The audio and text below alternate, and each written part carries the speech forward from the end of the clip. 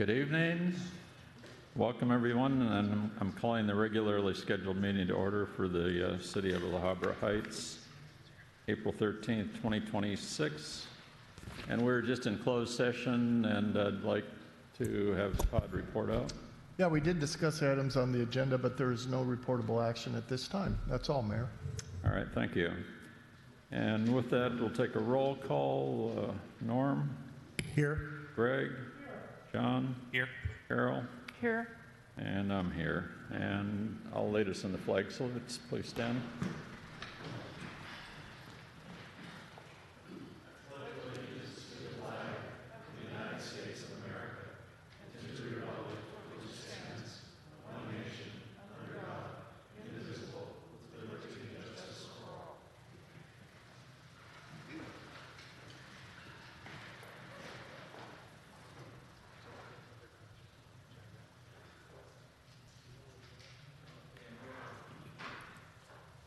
We have a presentation for a Donate Life proclamation.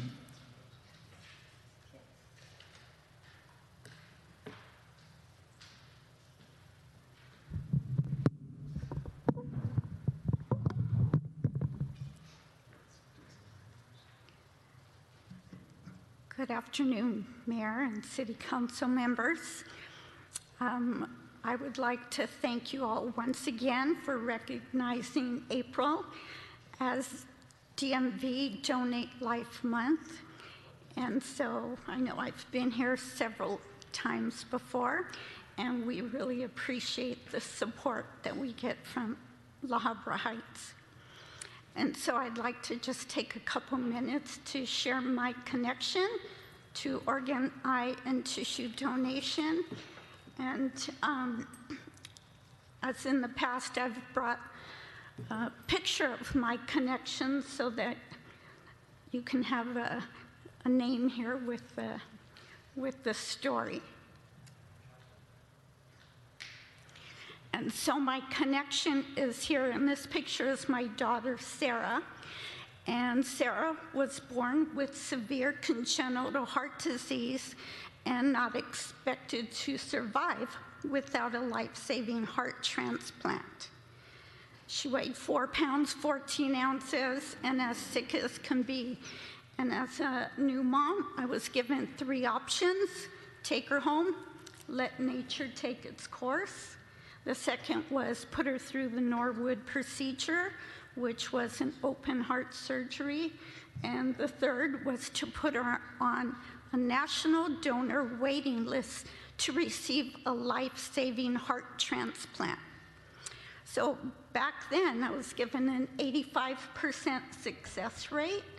And so we went ahead and put her on that national donor waiting list. And at 5 weeks old, my daughter became the 85th baby at Loma Linda to receive a heart transplant under 6 months of age. This past January, she just celebrated 35 years as a heart transplant recipient.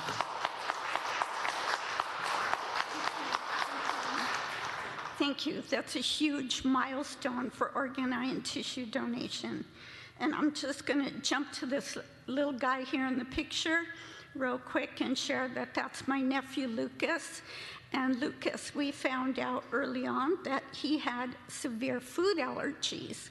We found out because he ended up in the ER a couple of times. But this one particular weekend, the family took him out to dinner, but they always, spoke to the chef or the cook or the server or whoever was involved in food preparation. But he ate something and it really made him really ill. And so my brother figured we better get this guy out of here. They took him home and he seemed to be in some distress. They called 911. Meanwhile, my brother tried the EpiPen, didn't work. He was doing a breathing treatment and it still didn't work.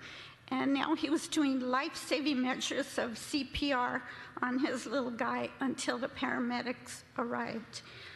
They arrived, they got him to the hospital, stabilized, but sadly, shortly thereafter, he passed away. He passed away on his 4th birthday. And my brother wanted to find out if his little guy could become an organ donor, because they had been advocates for so many years with my daughter. They decided to see if he can be a donor. During that time, my daughter was in renal failure. And so my brother said, maybe you can be a match. Of course, she said, absolutely not. It's not supposed to happen this way. But he said, get tested. And so she was tested, and now my daughter has her baby cousin's kidney. And that little kidney is working wonders.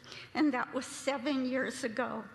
So I'm both a donor family and a recipient family. And so that's why I'm an advocate for organ, eye, and tissue donation.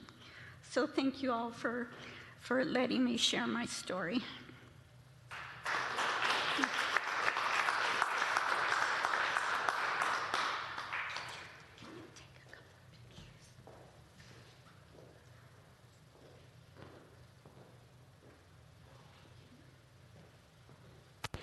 We have a proclamation here from the City of Habra Heights, DMV Donate Today, California Month 2026. And I'm not going to read through all of the whereas, but it's a lot. But it's important that the public takes note of this, and if they can be a donor, that's wonderful. It saves lives. So thank you very much, and thank you for coming tonight. My pleasure. Thank you.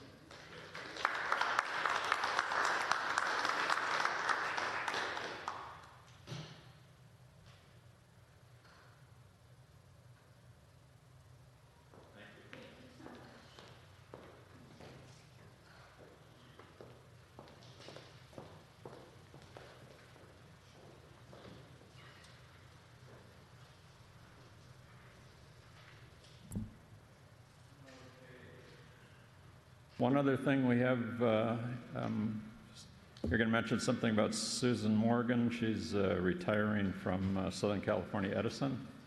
Yes, we just wanted to give a little bit of recognition to Susan Morgan.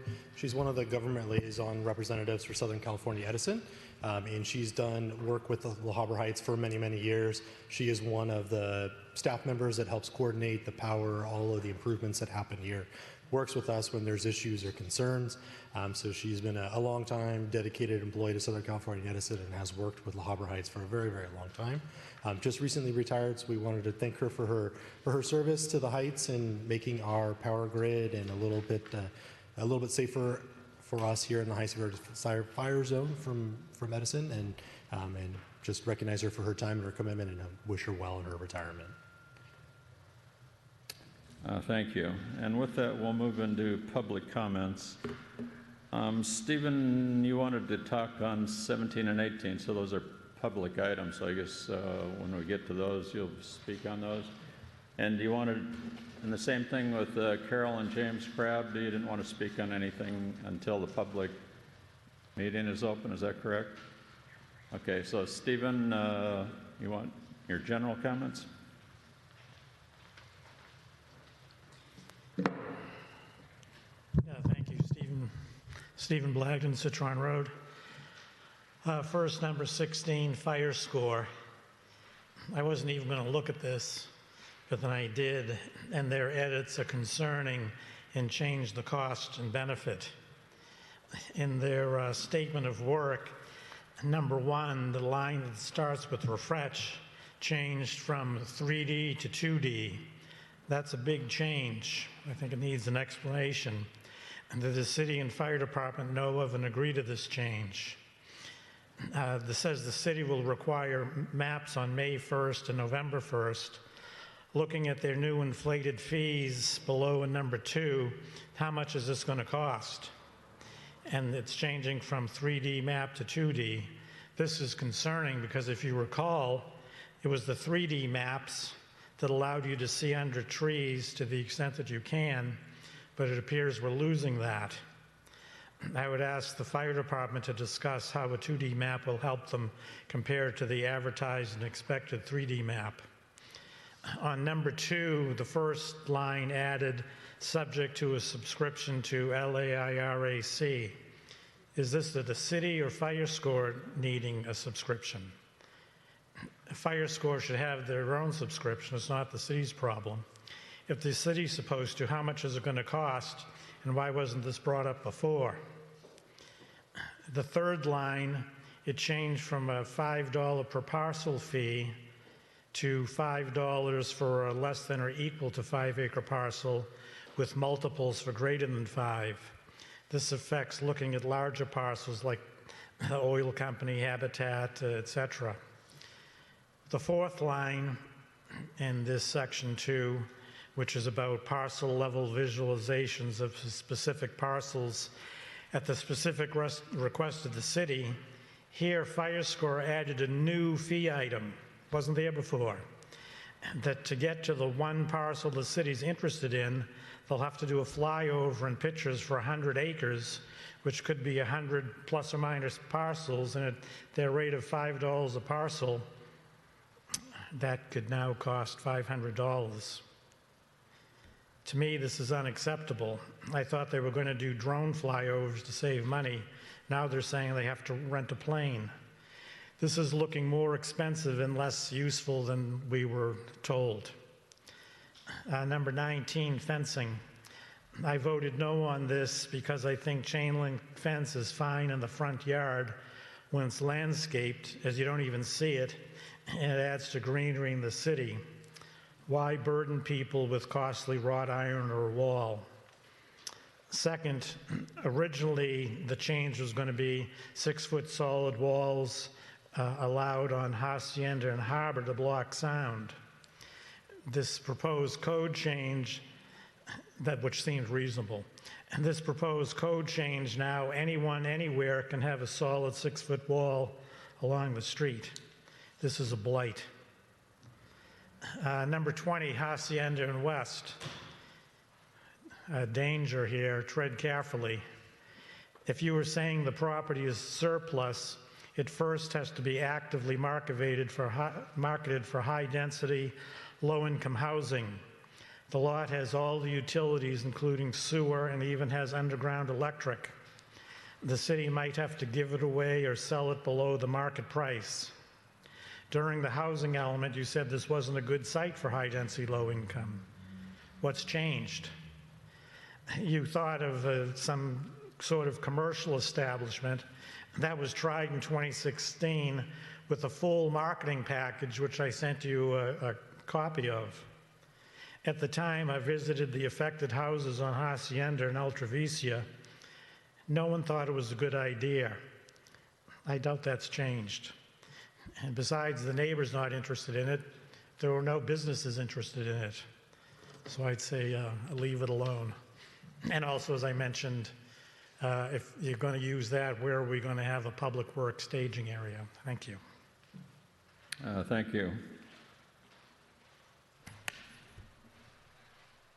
That's all the public comments I got, except for the items that are public issues. So with that, we'll move into committee comments. Is there any committee comments? We do have Quan Lee here, our chair of our Public Safety and Emergency Preparedness Committee. He's going to give a little bit of information and a recap of the FireWise workshop from this past Saturday morning. Very good. Thank you. Good evening, Mayor, Council members. So Saturday, we had our first of 2026 Public Safety Emergency Preparedness Committee meeting, and we focused on home hardening and defensible space.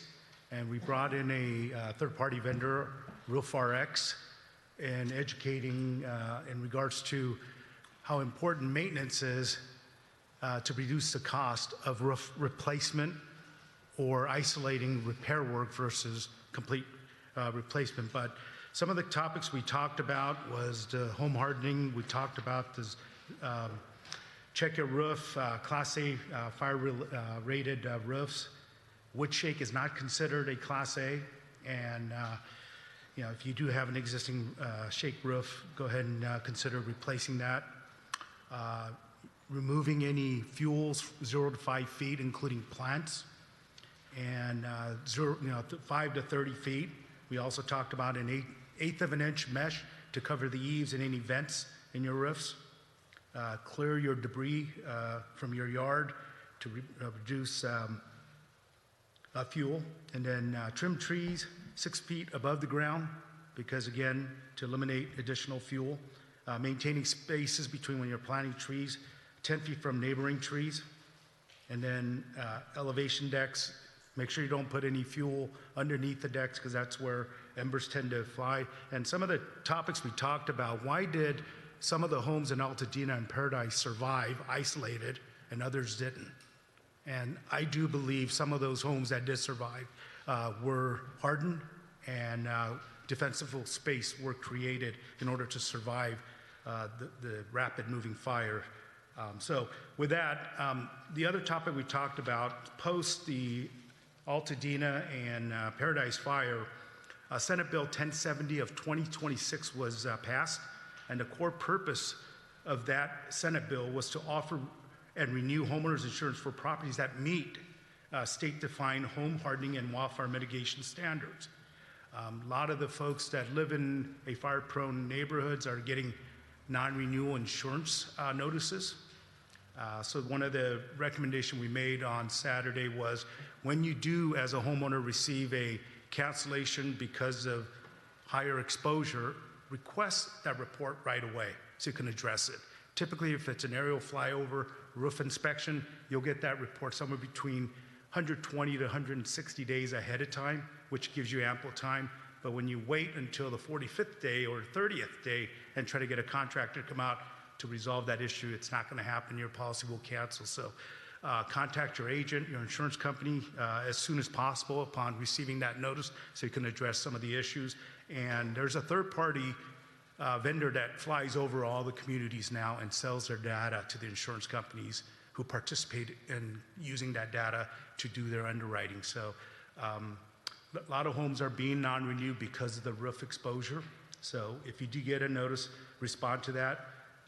And so the mandatory key provisions of the Senate Bill 1076 is a mandatory coverage for fire-safe homes. That's defined, and that will go into effect January 1, 2028. However, some of the companies are proactively already have filed the new rates to implement as of July 1, 2026 coming up. What does that mean? They're looking for cream of the crop type of homes rather than waiting till 2028 when everybody else is responding. They're going to go and cherry pick the communities that are low exposure and homes that are hardened and defensible spaces present. So don't put yourself into statistics, but be proactive and keep your home maintained and take care of those issues. Minimum coverage requirement has to be equivalent to their traditional homeowner's product, which is their HO3. So if you're offering for X dollar, then you must offer X coverage for that higher exposure home in the brush area. And the insurance companies can request a temporary relief if it is a high prone, i.e. We look at Palisades and Altadena as high prone. If you look up in the foothills, it's high prone area. If they cannot regulate the rates quick enough, they can ask for an exception. But if they avoid, then the insurance company could be punished for habitual violation, and they could be suspended from writing auto and home insurance in California for up to 5 years. So that's the punishment component. So what's the rationale behind all this?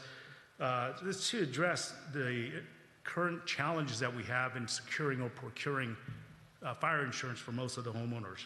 So in order for insurance companies to really be broadened and open up the spaces that they're not, the rates will go up. Definitely will go up with a fire score or a protection class is what it's rated on. However, if you are a proactive homeowner that takes care of the home hardening, defensible space, Class A roof, fire vents, rain gutters that are covered with leaf guards, 0 to 5 space, reduction of fuels. If you meet all those criteria, including tempered glass or double pane glass, you're going to get discounts. And that will bring down your rate, and I'll talk about those rates, discounts in a brief moment here, but by being proactive, you're going to put yourself in a better situation in underwriting. And then who will benefit? by home hardening and defensible space. You, the homeowner, if you are proactive in making sure your home is protected from potential fire or wildfire exposure, you have an opportunity to get what we call an admitted insurance policy, which is going to be a regulated rate.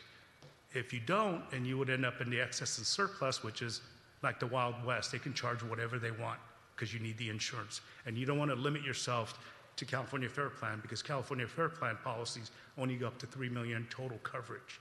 And a lot of our larger homes here is going to be somewhere between $5, $6, $7 million. How are you going to close that gap? There is, excess layer you can get, but at the end of the day, our education for Public Safety Emergency Preparedness Committee is to educate to be proactive rather than reactive, because when you're reactive, your opportunity is going to be very minimal. So we talked about that. And then Roof RX talked about maintaining. Right now, if you look at some of the older tile roofs, we have a lot of algae or vegetation that grows on these things, and your tiles are discolored, even with the tar type composite roofs. If it's weathered and if not enough sun gets there, you're going to get vegetation. That's where the flyover visual is happening. So if you see that, there are algicide applications that you could put on for very low cost, and Roof RX talked about eco-friendly solutions that they have.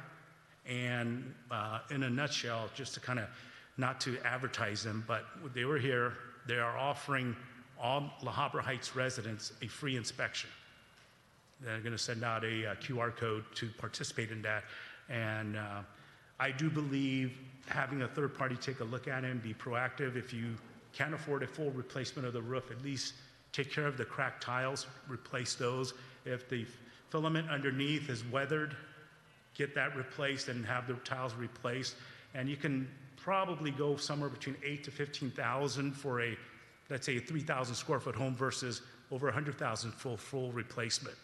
Average composite roof replacement for a 2,000 square foot, 2-story home, so it's a smaller area, you're going to look at probably somewhere between $20,000 to $50,000 in cost. That's just the range. And if you go higher quality or product, you're dealing with different topography, it's going to go up. So rather than trying to look at a contractor to replace your roof, see if it can be maintained somehow and if it could be saved. So that was our education. I do want to touch 2 points. We will discuss this in a little further detail at our upcoming public safety meeting, which is this Thursday at 6 p.m. here. And we'll have some Q&A if public wants to come and attend. And then the other component, the public safety, working with the Fire Watch program, we have our quarterly cleanup this Saturday morning, 6:45 p.m. gather here. We're going to spend about 2 hours, and you get to meet your neighbors. I invite you to come out. If you haven't met your neighbors, it's some great folks. You get to spend some time just up and down the street. So we'll divide up in 2 teams, Skyline and going over to the other side to Hacienda border and coming back up. And then working up from the City Hall all the way up to Reposado to pick up debris. And it's a good opportunity to get to know your neighbors, get to know some of the Public Safety Council members also attend. So I welcome you to do that. If any questions, I would be more than glad to answer. But again, invite you to the public safety meeting because that's where the nuts and bolts are going to be. Does anyone in council have any questions of Kwon Lee? We thank you very much for all your hard work, and I know it was a very good session you had the other day. Okay, with that, we'll move into city council comments. Does anybody have any comments tonight? Yes. Okay, So, Greg's got one. So we formally had the first meeting of the La Habra Heights Community Foundation, which is a 501(c)(3) charitable donation opportunity. That's now formed. The board of directors is chaired by the board are all former council members, former mayors, Stan Carroll, Roy Francis, and good Lord, Fred. yeah. That will now be, and you'll get a lot of publicity coming up real soon. And in our newsletter, we'll get it in our web facing, and the opportunities are quite interesting. I know that Chief Martin is more than happy to take contributions.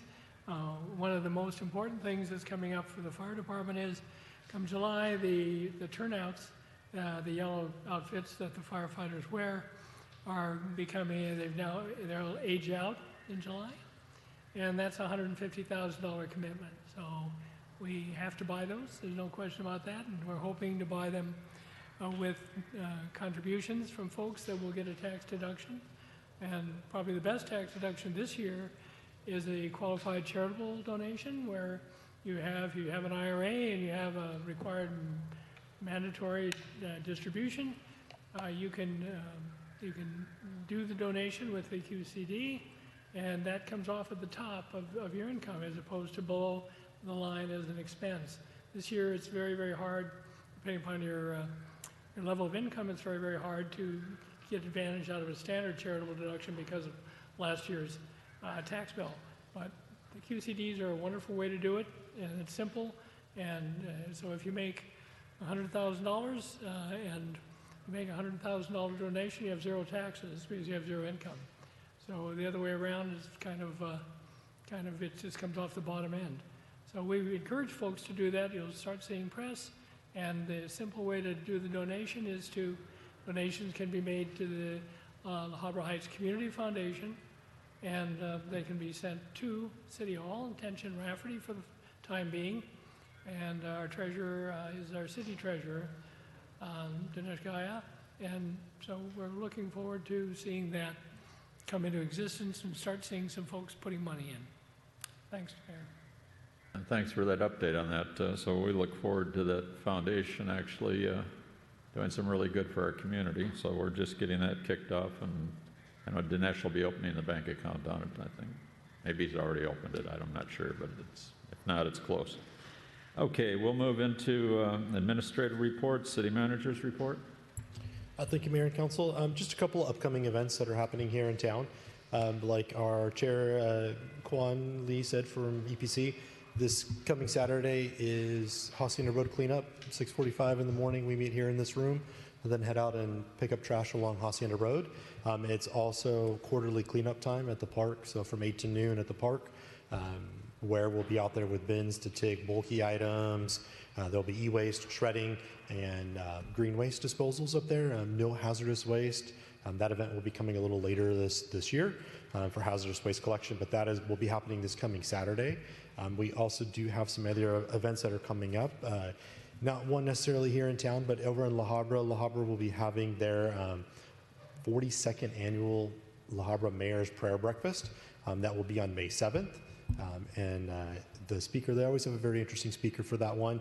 The speaker this year is the chaplain for the Angels and the Ducks, and he's also a fire captain in San Diego County, so that's a good event that's put on by the mayor and La Habra for there. But we also do have Fire Service Day. The chief will probably talk a little more, but we're planning on a Fire Service Day coming up here in early May. And we also have the yard sale. So the Improvement Association is doing the community yard sale. It will be on May 30th. There are still a few spaces left. So if you do have some interest in the yard sale and like a space, you can reach out to Susan or Lynn, and they will help get you connected. The email is lhhyardsale@gmail.com, and they can help get you all set up for that. And that's all I have for you today. Thank you. City managers or city attorney's report. No report. And community development report. Thank you, Mayor and Council. So in the month of March, we issued 16 building permits for $58,198 in permit fees. We had 5 code enforcement cases submitted. So we have 24 active cases, and we closed 5 cases. We issued 2 stop work orders and have 54 unpermitted cases active. Closed 4 unpermitted construction cases. We took in 12 development applications, have 63 projects under review, and approved 11 projects. If you have any questions, I'm happy to answer. Any questions? Seeing none, fire chief's report. Yes, good evening. Thank you. So for the month of March, we were pretty average as far as the calls for service, 60 total. Nothing out of the ordinary. happy to say that we participated in a very well organized and very well attended Easter egg hunt. The fire department took the Easter Bunny to the park, and the kids loved that. A very big show of support there. I also want to mention that our small department continues to represent itself very well. We had a past member, Logan Smith, who is now with the Los Angeles Fire Department, was awarded a recognition of appreciation for heroic action in the line of duty. Further information that I have is we have successfully sold our reserve apparatus, our engine 774. That is already being going through the process, probably be picked up on Wednesday. We're continuing to do our due diligence to look for funds. Reaching out to the community and I am overwhelmed with the outpouring of support, and I want to thank everybody ahead of time that was involved in the program to help support the little department that you have. That's all I have. Any questions for me? Council have any questions? Thank you very much. Sheriff's Department report. Good afternoon, everybody. Deputy Sarah, crime report has been submitted. I'm available for any questioning. Council have any questions from the sheriff? Seeing none, thank you. Thank you. Okay, with that, we'll move into the consent calendar. I'll read through the items. Item 9, waive reading in full of all ordinance resolutions and meeting minutes on the agenda. Item 10, Treasury report for the month of February 2026. 11, approval of a warrant report from March 26. 12, regular city council meeting minutes. 13, accept donation of 10 office chairs for the city hall staff. Item 14, accept monetary donation for the fire department. Item 15, project updates and deadlines. And item 16 is this subscription services agreement with FireScore AI for community risk reduction. That was continued from February 9th, 2026. And would council care to pull any of those items? I'm not sure I would pull the item, but I think you should mention that the 10 office chairs were donated by the Improvement Association, so people know that they're out there helping. No, that's a good point, and it's if you want to thank the Improvement Association for the donation, when you see them, that would be really great. Any other items?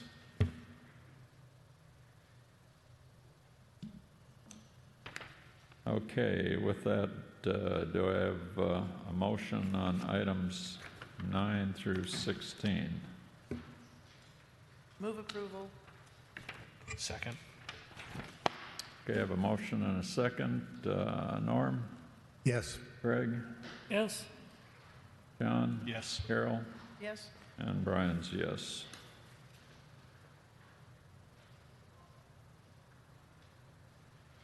Okay, with that, we'll move into item 17, which is our annual brush clearance program. It's a public hearing item. I guess we'll have a staff report first, and then I'll open it up for public comments. Thank you, Mayor and Council. The item before you tonight is our 2026 annual brush clearance program. Back in February, on February 9th, 2026, City Council held a meeting and adopted Resolution 2026-04, declaring that weeds, rubbish, refuse, and other combustible materials growing upon or in front of properties constitutes a public nuisance and must be abated immediately. In addition, dirt, debris, runoff from private properties upon the public roadways is similarly deemed a public nuisance. In order to comply with the annual notification and protest hearing requirements, the resolution set a deadline for today of May 1st for those things to be cleaned and abated in that time. We have also mailed out a brochure to our residents that includes some information related to brush clearance along with the legal notice that went out to all of our residents in the Heights. So if you have seen that one, you've received it. There's also copies of this here at City Hall at the front counter if you have any interest in seeing some of those things. So our recommendation tonight is for the council to open the public hearing, hear any property owners' protests, and then close the public hearing following any comments, and authorize the fire department to initiate inspections and proceed with brush clearance as necessary. If you have any questions, myself or the chief are happy to answer. Okay, with that, I'll open the public comment on this. It's a public hearing item, so it's open. And Stephen wanted to speak on this. That's fine. And if anybody else wants to speak on it, just raise your hand and come on up.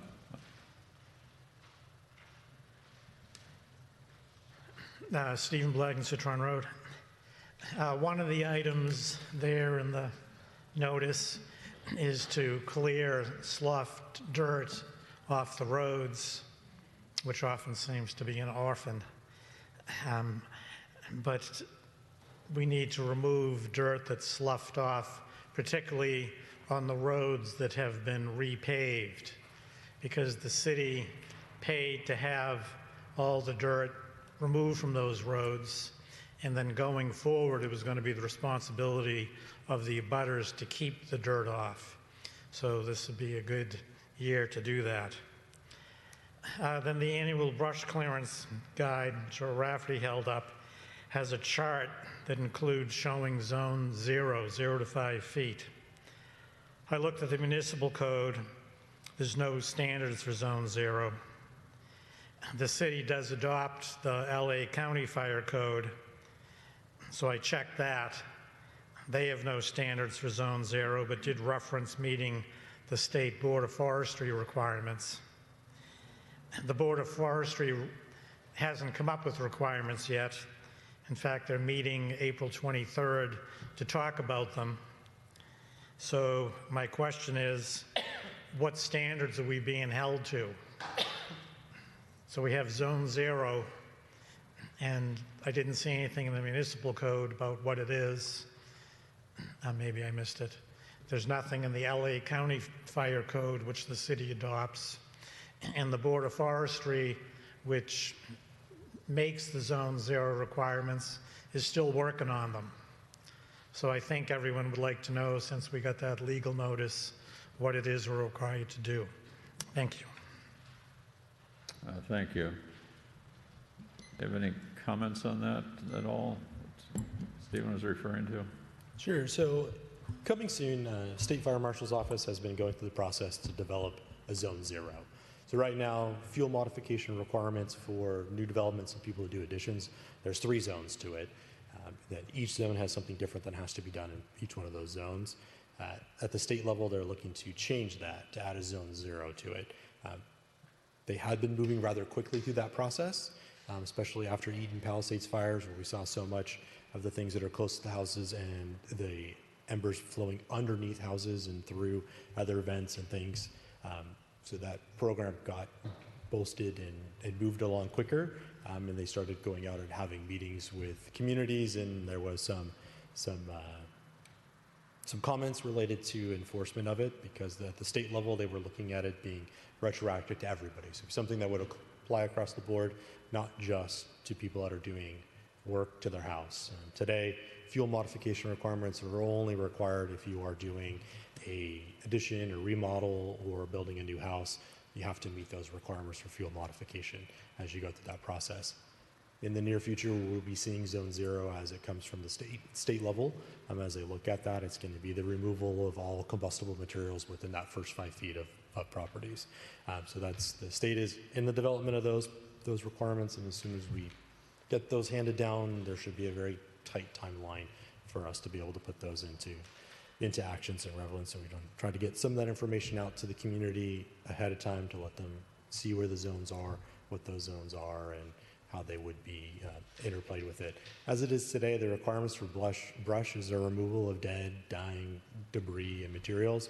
So that's going to be weeds and specific plant-based materials that may be green but are constitute a fire hazard, such as castor bean, tobacco plant and other things like that, mustard that have a high level of fuel content to it to burn a little bit quickly through those things which have to be removed as part of it. So that is typically what fire department is out looking for during that brush clearance process, is looking to make sure that any weeds or overgrown brush are trimmed down, and that dead or dying diseased trees are also removed as part of that process.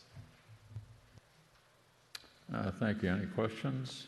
So until that communication goes out, we're not enforcing Zone 0? Okay. I'd like to add a little something. So just to clarify, we use the California State Fire Marshal as our governance. It's not the forestry department, because we're not in the forest. So anything that you're looking at will come out of the California State Fire Marshal's office. If you go to that website, you'll gather information pertaining to your home hardening, some of the requirements, and some of the statutes that are coming up in 2027 that everybody's going to have to adhere to. So it talks a lot about fencing, home hardening, all the requirements that are going to be necessary, but it's more informational. Remember that the state sets a standard, and then the local municipality sets whatever guidelines that you want to adhere to. Okay, thank you. And Stephen did bring up one good item with the slippage and things, and I know on the new roads where it's been cleaned back by the contractor and things, it's important that the homeowners take care of that. So, you know, when you're out there, I guess, doing your inspections, that would be a good thing to look at also. Okay, with that, if I didn't, I'll close the public meeting on this and bring it back. Do I have a motion on this or any discussion? Move that we authorize the fire department to initiate inspections, proceed with brush clearance as necessary. And do I have a second? Second. Norm? Yes. Greg? Yes. Carol? Yes. John? Yes. And Brian's a yes. Thank you.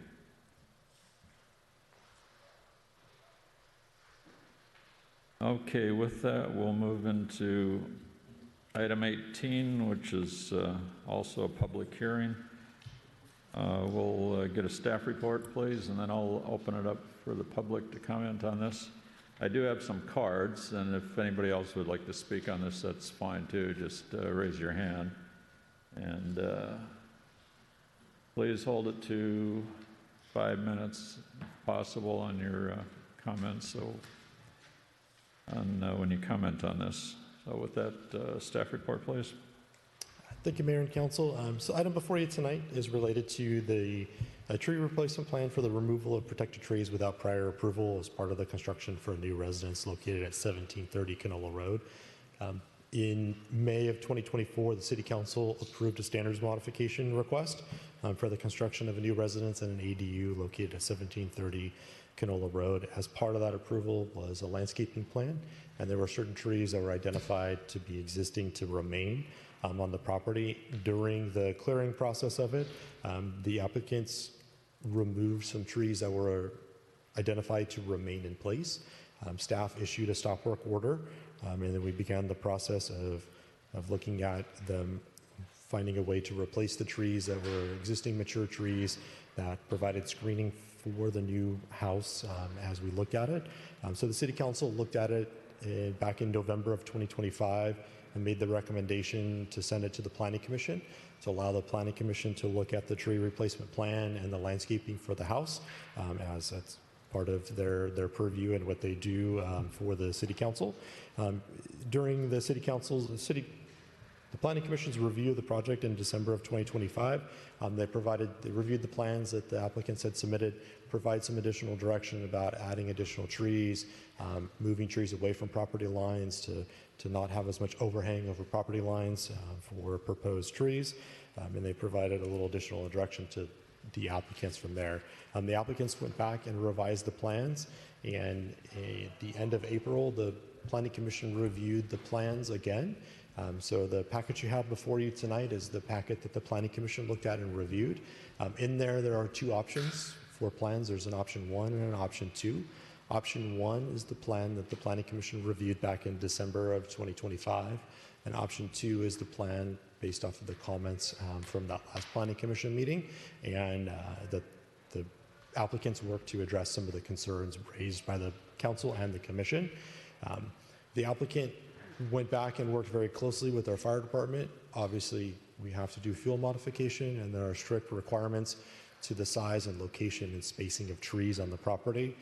So the applicant worked with our fire department plan reviewer who specializes in fuel modification to look at being able to provide as many trees as possible on the property and still be in compliance with our fuel modification and tree spacing guidelines to that. So during the Planning Commission's review, they made a recommendation to the City Council to approve option 2 subject to 8 conditions of approval. The 8 conditions of approval were that the landscaping shall have identified XY coordinates for the location of all proposed trees. Second condition was the tree location shall be verified by a licensed civil engineer or surveyor and staked for installation. 3, the tree species and size shall be verified by an independent landscape architect or arborist prior to the issuance of certificate of occupancy. 4, the trees shall be selected at the nursery by Garcia and Associates, who is the landscape architect who's preparing the plans. Number 5 is the pittosporum trees identified to remain on the southeast corner of the property shall be preserved if they are not present or do not survive construction. That shall be replaced with a 36-inch box tree. Number 6 was the proposed silk floss tree in the northeast corner of the property shall be replaced with a species with a maximum height of 12 to 15 feet. Number 7 was the conditions of approval for a landscaping plan shall be recorded on the property if legally permissible.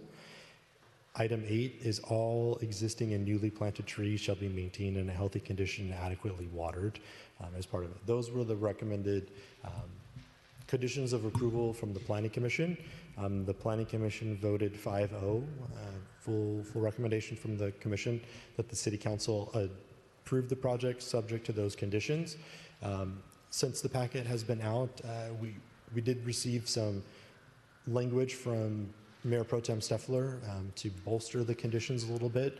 So we did just draft right now a new resolution that includes some of the language that was his recommendations for the conditions of approval in the resolution, which would modify condition number 2 to read as the tree location shall be verified by a licensed civil engineer or surveyor and staked for installation. A licensed civil engineer shall prepare a scalable, dimensioned, and wet stamped site plan suitable for filing with the Los Angeles County Recorder as Exhibit A to Resolution 2026-05. Condition 3 has been modified to read tree species and size shall be verified by an independent landscape architect or arborist prior to the issuance of certificate of occupancy and wet stamped by a licensed professional as existing and required by Exhibit A. Condition 4 has been modified to read the trees shall be selected at the nursery by Garcia and Associates, and a licensed professional will certify that they meet the requirements set out in this resolution. Condition number 7 has been modified to read the conditions of approval for the landscape plan shall be recorded on the property with the Los Angeles County Recorder's Office and run with the land. And condition 8 has been modified to read all existing and newly planted trees shall be maintained in a healthy condition, adequately watered. The recorded documents must provide a maintenance schedule and irrigation audit schedule to verify long-term care. A licensed professional will draft and wet sign the maintenance and replacement schedules and adequate watering and tree care, which will be filed with the Los Angeles County Recorder's Office as Exhibit B to this resolution.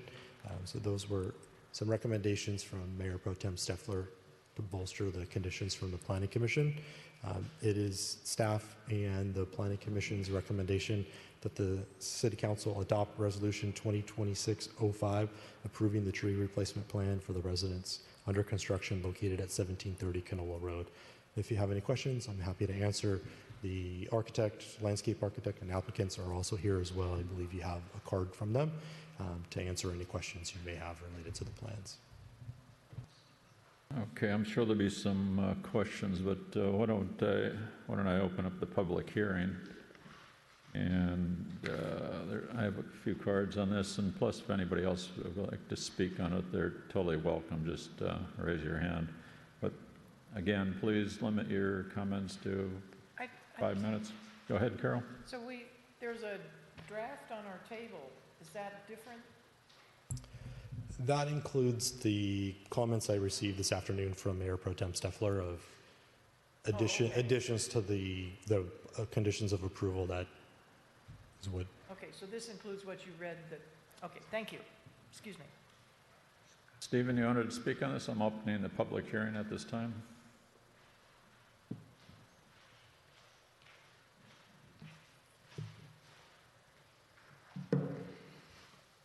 Thanks, Stephen Blagden, Citron Road.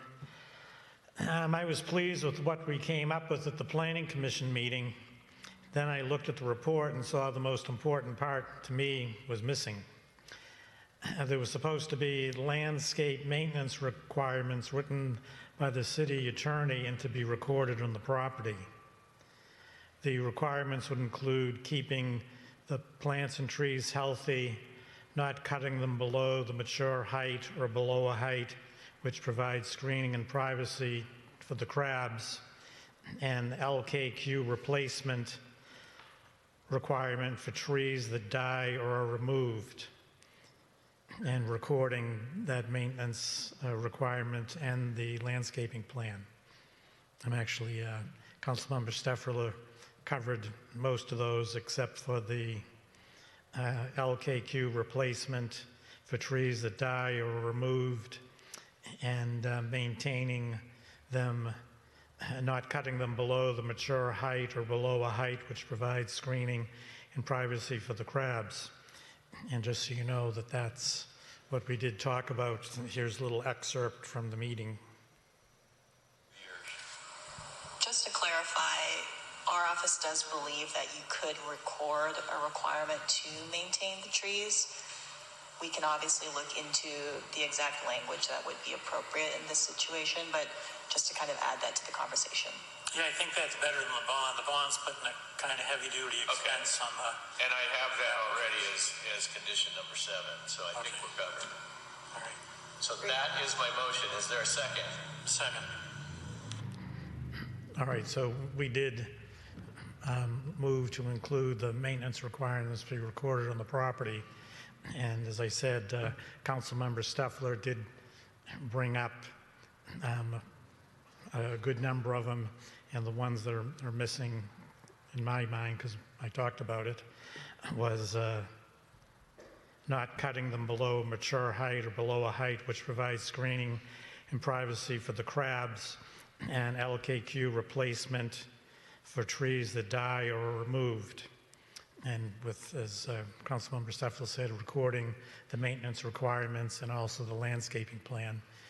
And without recording a maintenance plan or having a maintenance plan and the landscape plan recorded, I think it makes the whole thing meaningless under the circumstances. Thank you. Thank you. Carol Crabb?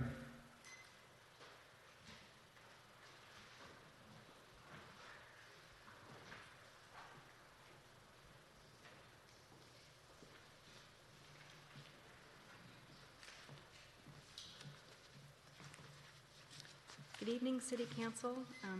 Thank you, first of all, for all that you do for our city. You guys put a ton of time into our city, and we really want you to know that we appreciate you. And thank you yet again for all the time that you put into this project. To start, we feel that there are some flaws in the agenda report and the resolution draft. Some were mentioned today, or already today, but there's still only mention of 4 trees, not the 7 to 10 that were removed. The bottom cluster of trees were actually 6, and they did in fact have value. They offered noise, dust, and light buffering, loss of established roots, that increasing runoff now, privacy and character in view. There are no mature trees remaining and little to no screening remaining. On the landscape plan, the applicant offers to replace the 4 that they agree to or admit to, but it really should be 9 to 10, one for one, and add 6 additional trees. The plan that was approved a while back, I don't know the date offhand, but there were 19 trees on that plan before they went and destroyed 7 to 10, depending on how you count. So in our minds, this plan only offers 18 trees. There is really no offering of any replacement and no 6 additional trees as they have mentioned on the plans. So we feel to actually replace trees, there should be really more like 26 to 30 trees.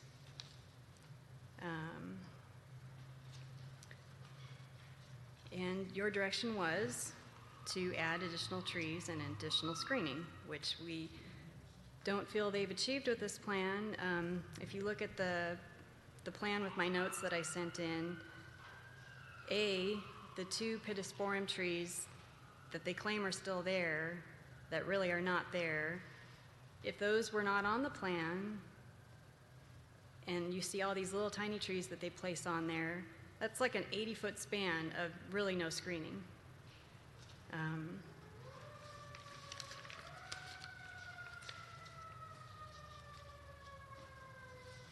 So with that being said, if they're I don't know how this works with the fire department. Do they just look at the plans that they submit? Do they come to the site and see what trees are really left?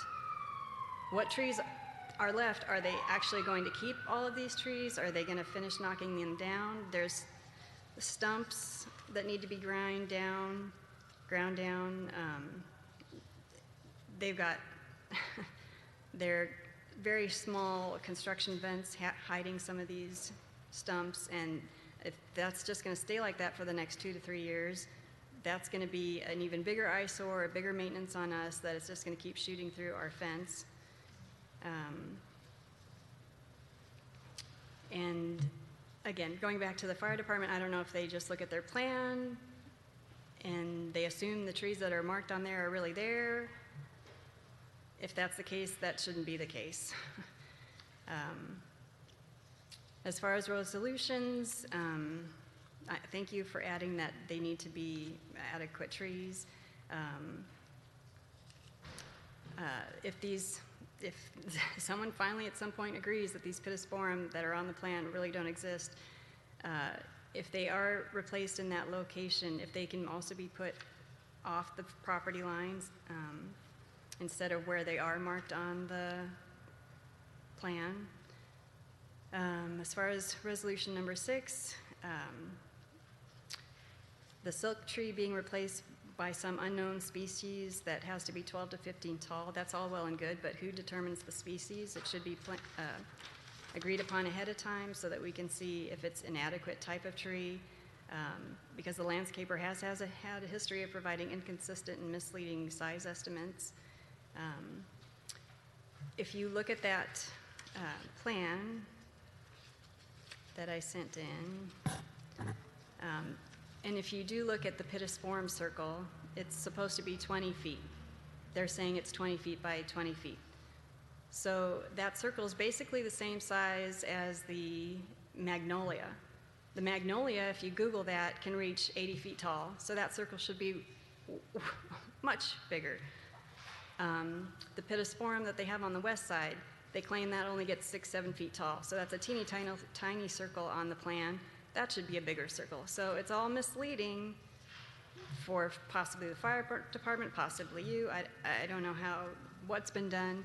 It doesn't appear that any other options have been looked at to meet this. You know, they say this is all the trees that we can put, but have they considered any other options? Have they considered shrinking the property so that the massing is less, so their screening burden is less? Have they considered moving things around on the site so that there is more room in that section to add trees?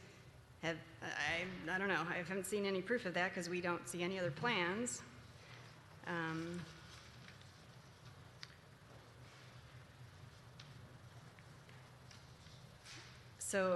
Yeah, one of the suggestions that I didn't put in our letter is that if they shove everything over 10, 20 feet, then there's more room in that empty bank to add more screening.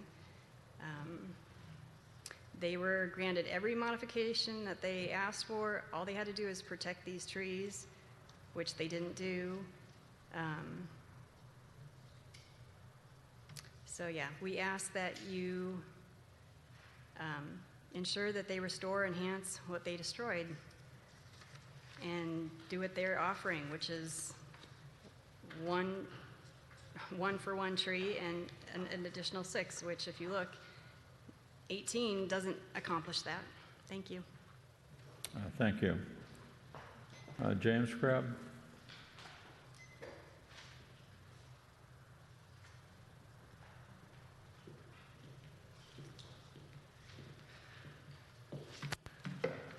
Good evening, City Council.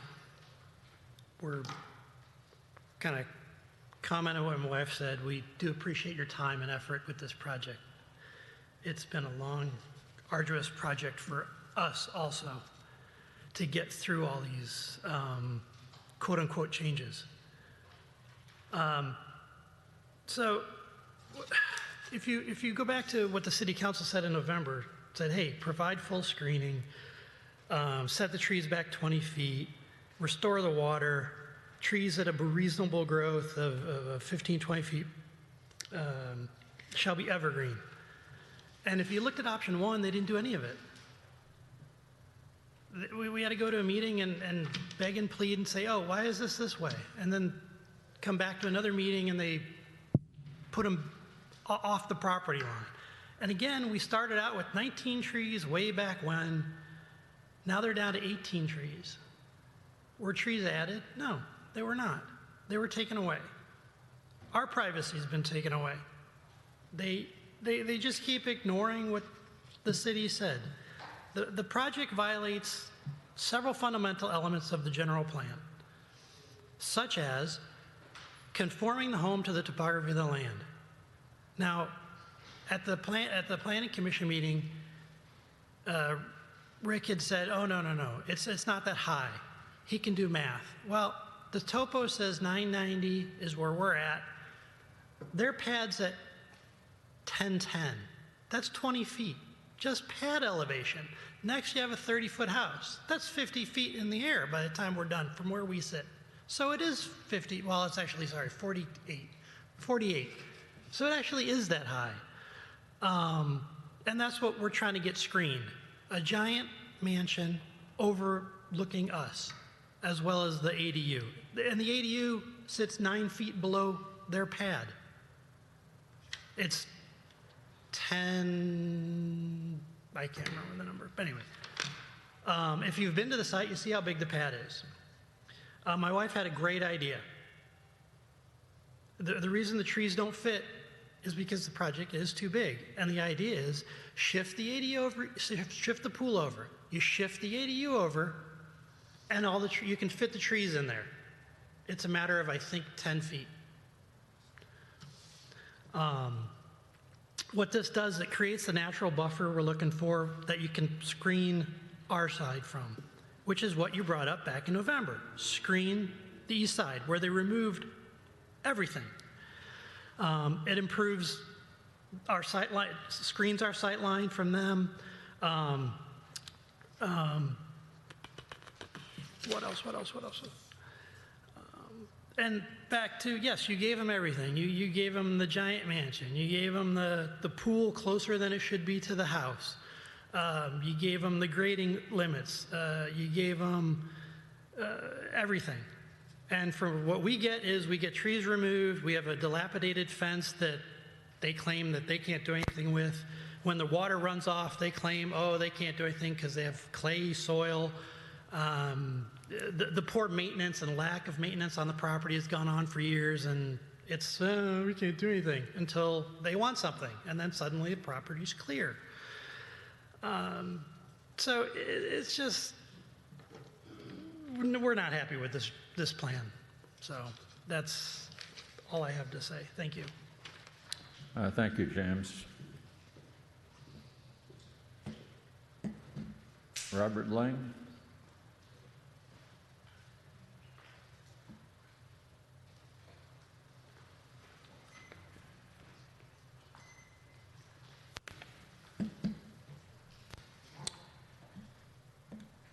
Good evening, Mayor and City Council members. It's hard to believe that it's already been 9 years since 2017 when we first had the first hearing. My wife and I hope that the resolution for the tree replacement plan will be adopted, approved tonight, and move on. It will be ideal if the resolution is approved tonight because the lot is already graded. It has been certified by the soil engineer. We are ready to hire the surveyor to certify the pad and pinpoint the locations of the trees to be planted. The dry season is upon us. It will be ideal if we could do the framing in the summer times when there's no rain. It is just so unfortunate that the neighbor across the street had the 3 trees cut that caused the work stoppage and basically causing a setback for almost an entire year. My neighbor across the street insisted that the trees provided no privacy whatsoever to the crabs, and I tend to agree to that statement. Besides, none of their windows face our house directly. There are 2 sides that kind of an L shape, basically tilt at an angle, and all their windows are small windows, mostly. And the distance between our house and their house is 120 feet minimum. That is quite a distance for privacy. Is privacy the real issue here, or there's something else? That's a question we have. The 30 feet setbacks required by the City of La Habra Heights already provide plenty of privacy.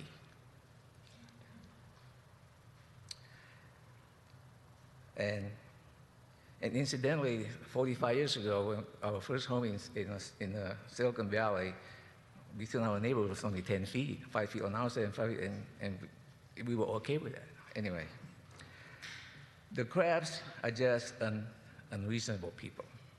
It is difficult to reason with them and argue with unreasonable people. My wife and I have spoken to most of our neighbors within the 500 feet. They all seem to welcome us, and some can wait to see a new house to be built on our lot. One neighbor at 1707 Canela Road even asked that how could one household could cost us a workshop stoppage and have so much power to do what they do. Well, it is what it is. We intend to complete the house and move to La Habra Heights. My wife and I are reasonable people. We have torn down the side of the house and repeatedly, many times, the height, the width, and so forth. We both are tennis players, and we have agreed to let go of the tennis court. The civil engineer said that the catch basin is not necessary, but we agreed to do it anyway. And now the crabs said that it's not big enough. Is he a hydrologist or a civil engineer? What made him qualified to say what he said? We had already doubled the size of the size of the catch basin after the first proposal, actually. It is unheard of that the trees will be planted before the construction starts. It sounds so unreasonable, but we agreed to do it anyway. The cost to plant all of those big trees will cost more than $100,000. It is so unreasonable, but we will agree to do it anyway. When someone mentioned at the Planning Commission meeting last time that a big tree will cost $12,000, I didn't believe it at first. It actually costs a lot more. A 60-inch tree will cost about $15,000 plus tax, installation costs, and the crane service. and it ends up to more than $17,000 per tree. It is what it is. Again, we are reasonable people. We'll do what it takes.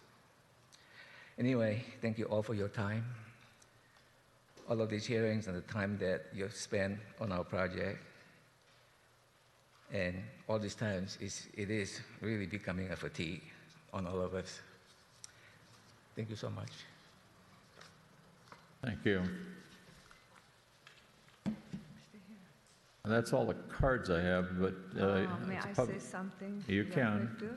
Okay, You- and I have some You can have, distribution. each person can have 5 minutes, so if you want. Okay, thank you. I wasn't planning to, but I think can I distribute some of this handout? Yes, you may approach.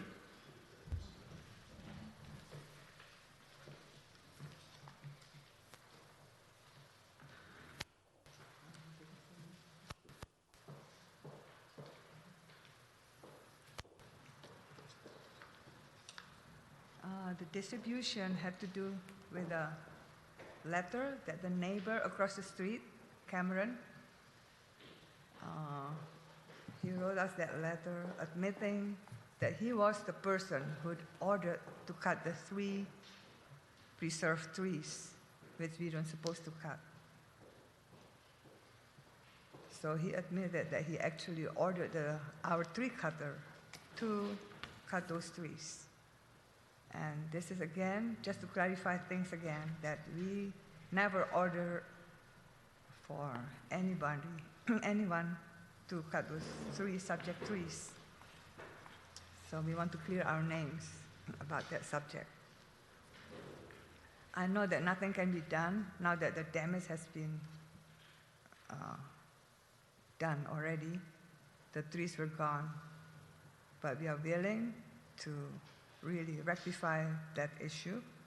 That's the reason why we are here this evening to discuss the tree replacement plan.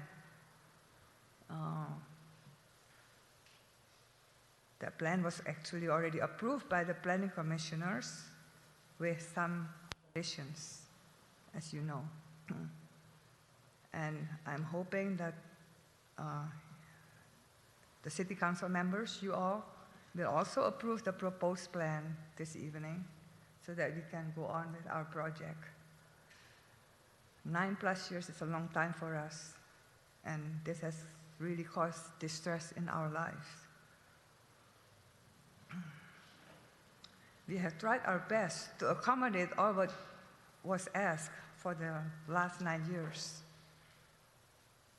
As my husband said, we are reasonable people. We are just regular citizens living in the neighborhood. We live in Rowland Heights, and we would love to move to this new neighborhood in La Habra Heights. Why and how can just one neighbor spoil this whole project?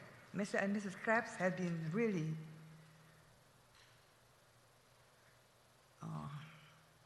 I wouldn't say nasty, but that's basically what they are.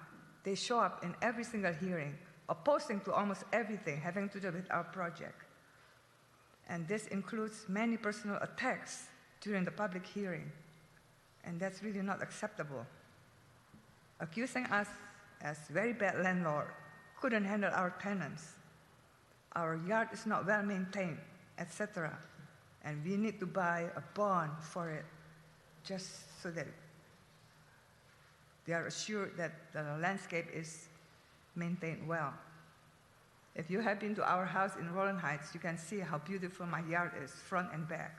And we have an uphill and also very nicely landscaped. And I have 2 waterfalls that's flowing very beautifully. You know, we are just regular people, regular citizens that would like to build our home. It's no longer my dream home. It's just a regular home that we want to enjoy in La Habra Heights. Waiting and going through these hearings for the last 9+ years is ridiculous, to say the least. Another thing, another note that I had from some other city officials was the condition that was requested to record this tree planting plan and the maintenance requirements. According to this city official, that is unheard of.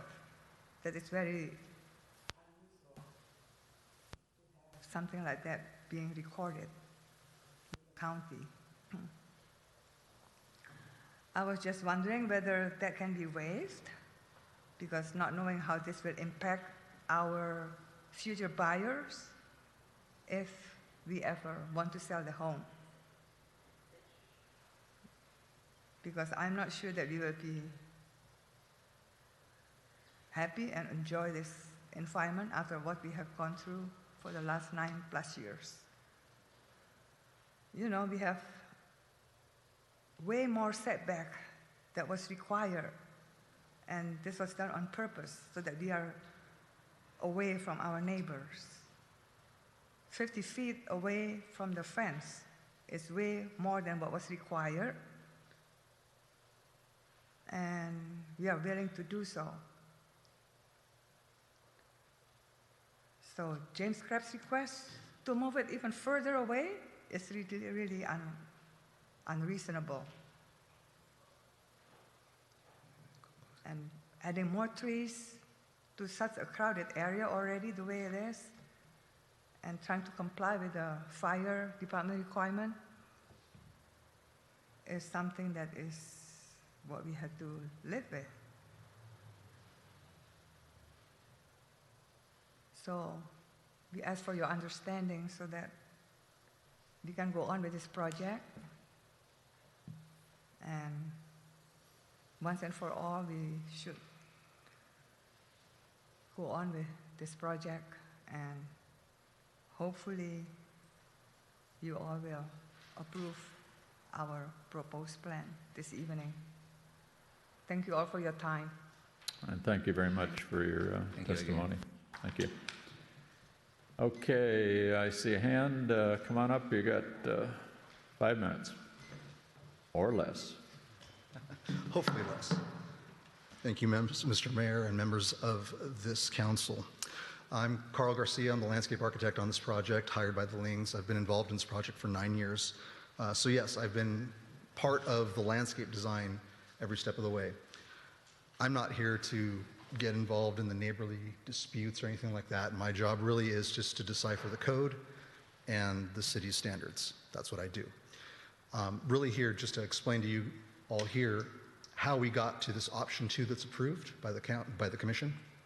And going into that, by the resolution of this council, we went back to the Planning Commission.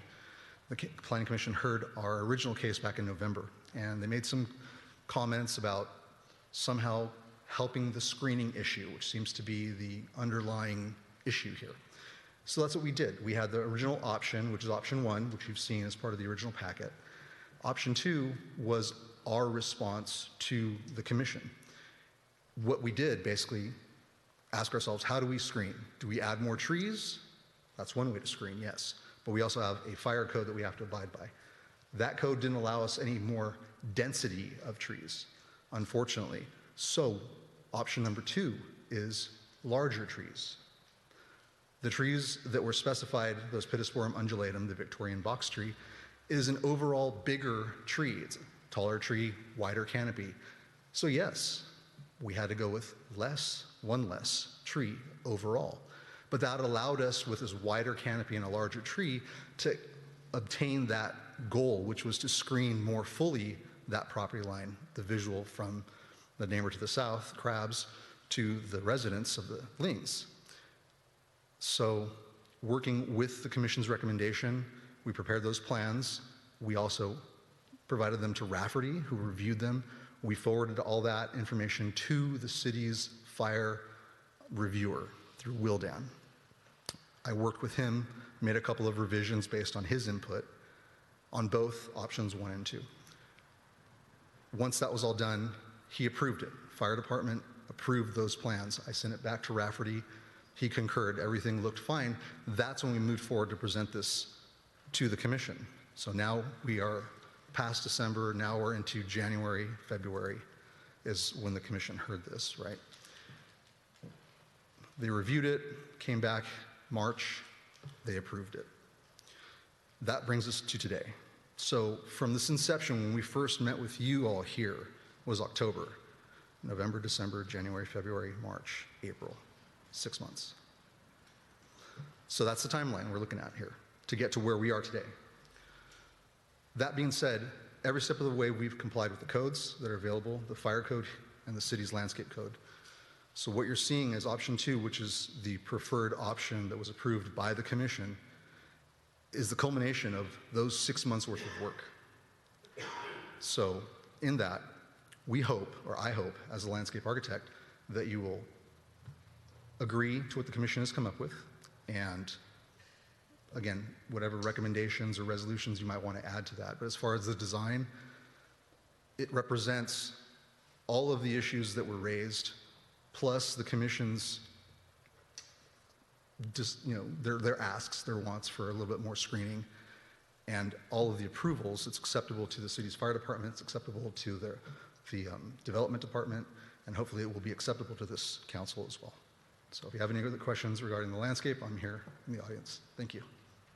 Okay, just stay there a second. Does council have any questions of the landscape architect? Seeing none, thank you very much. Thank you. Okay, would Ken Parsons want to speak? We got 5 minutes. Thank you and good evening. I wasn't necessarily going to speak tonight, but I feel like there's a few things I want to say. I'm the architect on this project. I've been working with Mr. and Mrs. Ling and Mr. Garcia for coming up on 6 years now. I'm the second designer, second architect on the project. And when I came on board back right before COVID hit, their project was in a difficult spot. The previous design was massive, significantly larger than what we have now in terms of its view, how you see it, how you perceive it. It was very tall, very large. It had a huge flat roof section in the center that dominated the entire project. And it was a beautiful design, but it read like a large commercial type building. So we embarked on a process of thoroughly redesigning the project. We brought the roof lines down.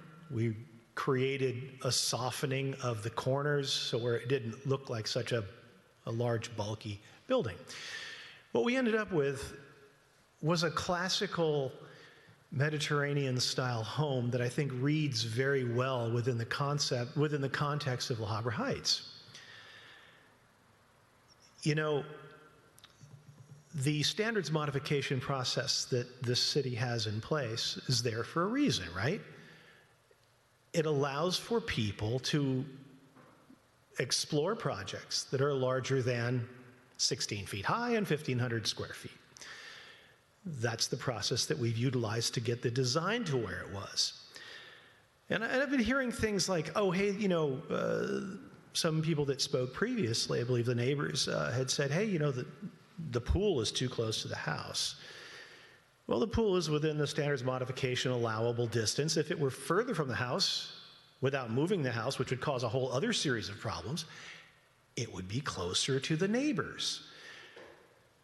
As Mrs. Ling mentioned, Mr. Ling mentioned, they have foregone having a tennis court.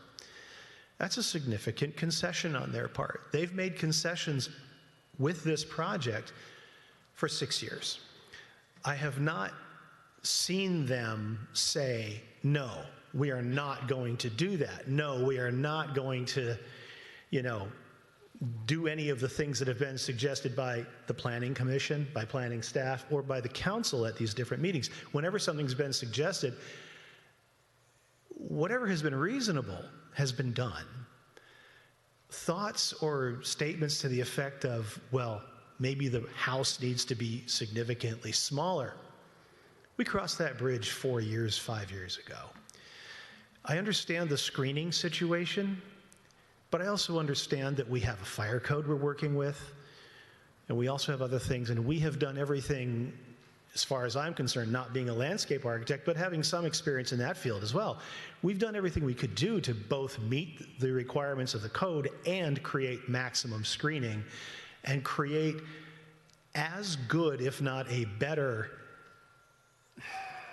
relation to the neighborhood than certainly the previous design would have been, and probably than most anyone else would have done here.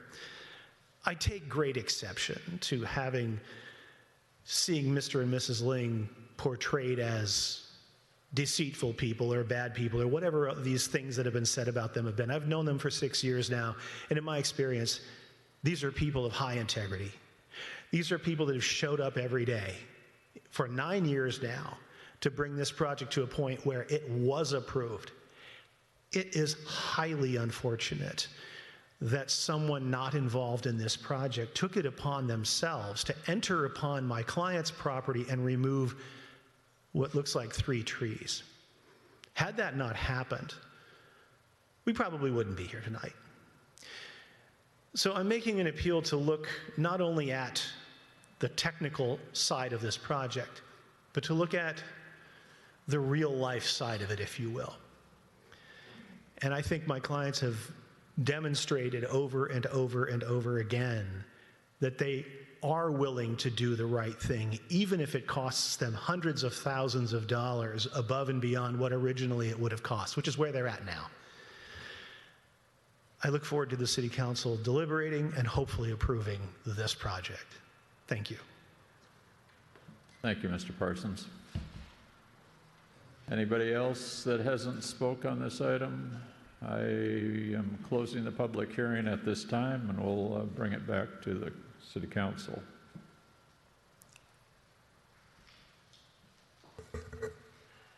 Comments from the City Council? I have a question. Of staff or of me? Well, maybe it's Mr. Steffler. Is there anything in the conditions that prevent the trees from being topped? Do we need to include that?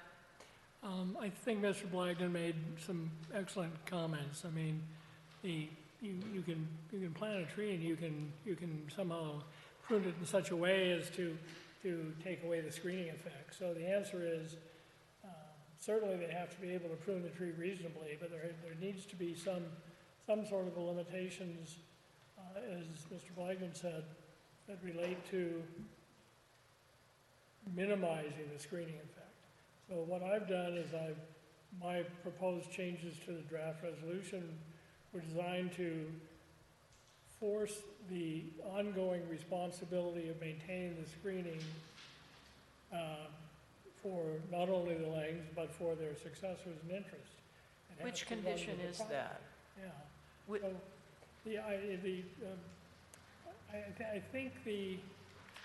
I actually think the language is adequate as it stands today. I did forward it to our city attorney to review, and so from my perspective, I think we've reached a point where this is the redrafted resolution is something I could advance and approve. Do you think it would be strengthened on number 8 if you said shall be maintained in healthy condition, adequately watered, and not, I don't know what the word is, topped to reduce the design screening effect? Well, something similar? I think it's a concern, but the problem is sometimes you want to top trees for reasons that have nothing to do with removing the screening. You can get, the tree can become spindly at the top. I mean, those are all those, I can't even anticipate what might happen in the future. I mean, I don't think the landscape architect can anticipate. All we, I think, can do to protect this ongoing responsibility is to record the plan as it exists and to allow the opportunity then, if the plan isn't followed, to come back because a condition will have been violated. So we could probably craft some more words, but I'm reasonably satisfied that this gives the crabs and any other resident long-term protection that they otherwise wouldn't have unless we did it this way. Because I can see that the liens are in their house and they've done their honest job and done everything, and then these trees start blocking their view. And they're going to be tempted to top them. Well, I think if we were going to do it if we were going to try to implant that, then what we'd have to basically do is redesign what the restrictions are. But again, if one of the things that I'm asking for in this resolution, that a licensed professional wet stamp these plans, indicating that now they're obligated to make sure that the plans are followed.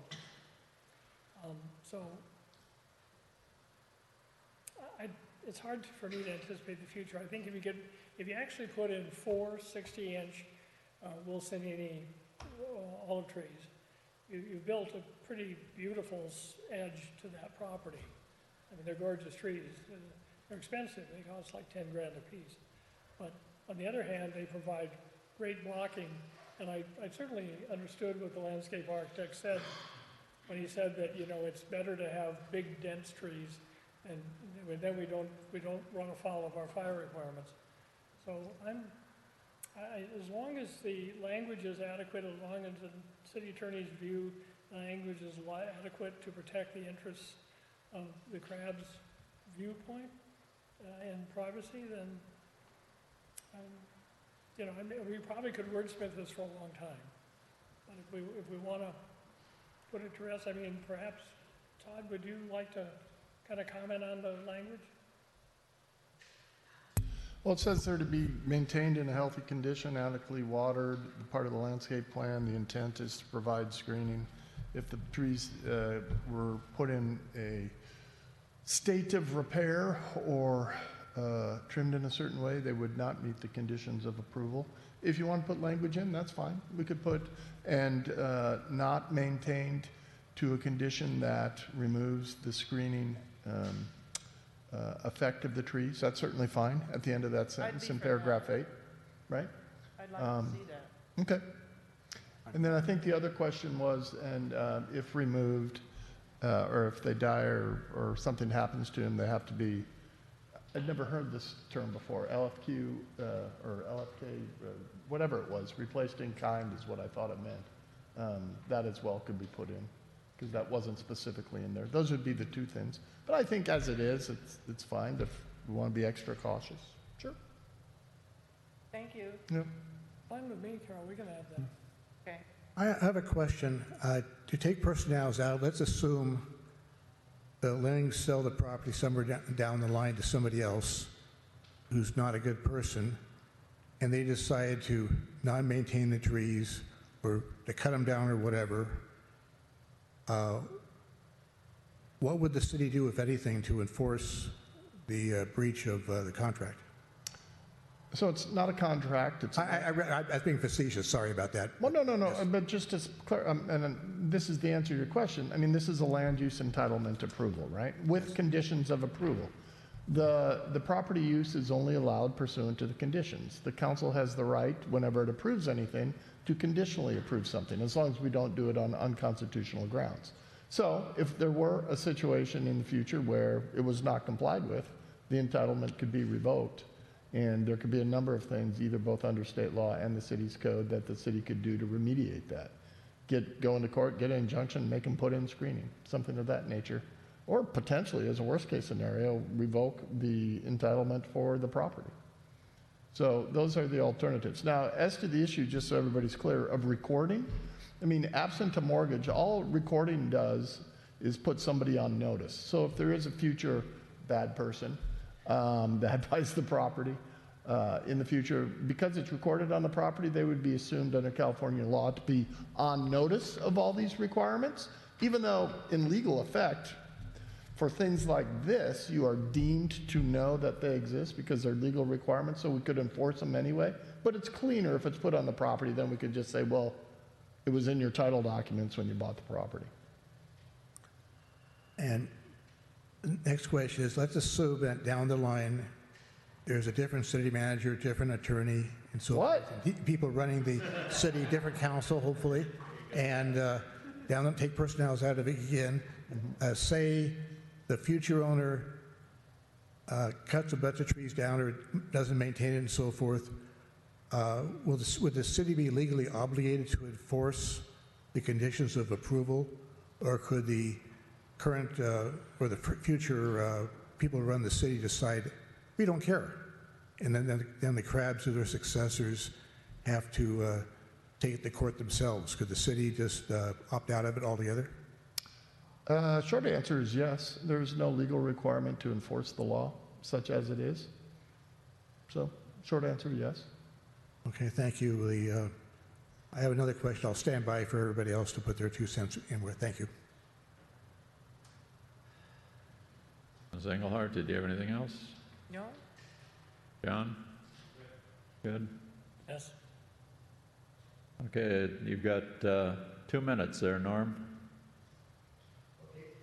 Okay, going back to these 2 letters that we were handed, one from the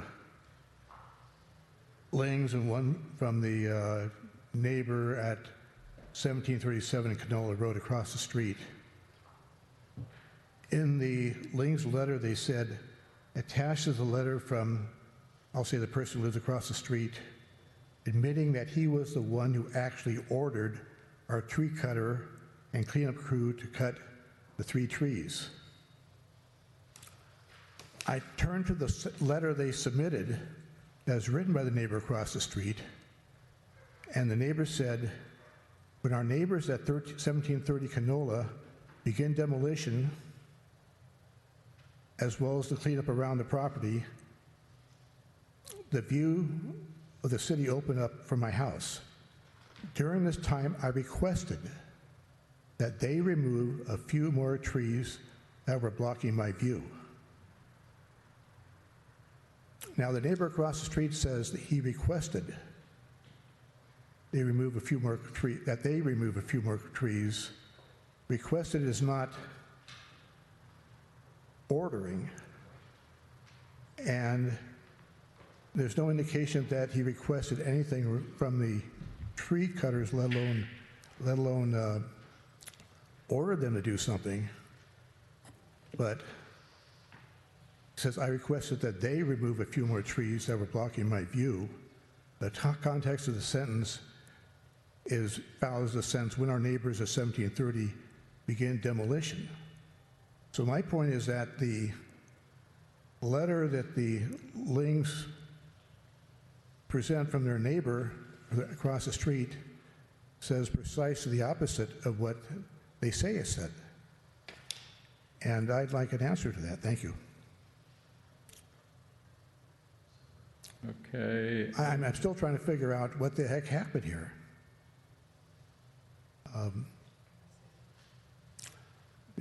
Just off the top of my head, without knowing any personalities, it seems unreasonable. It doesn't seem to make sense that someone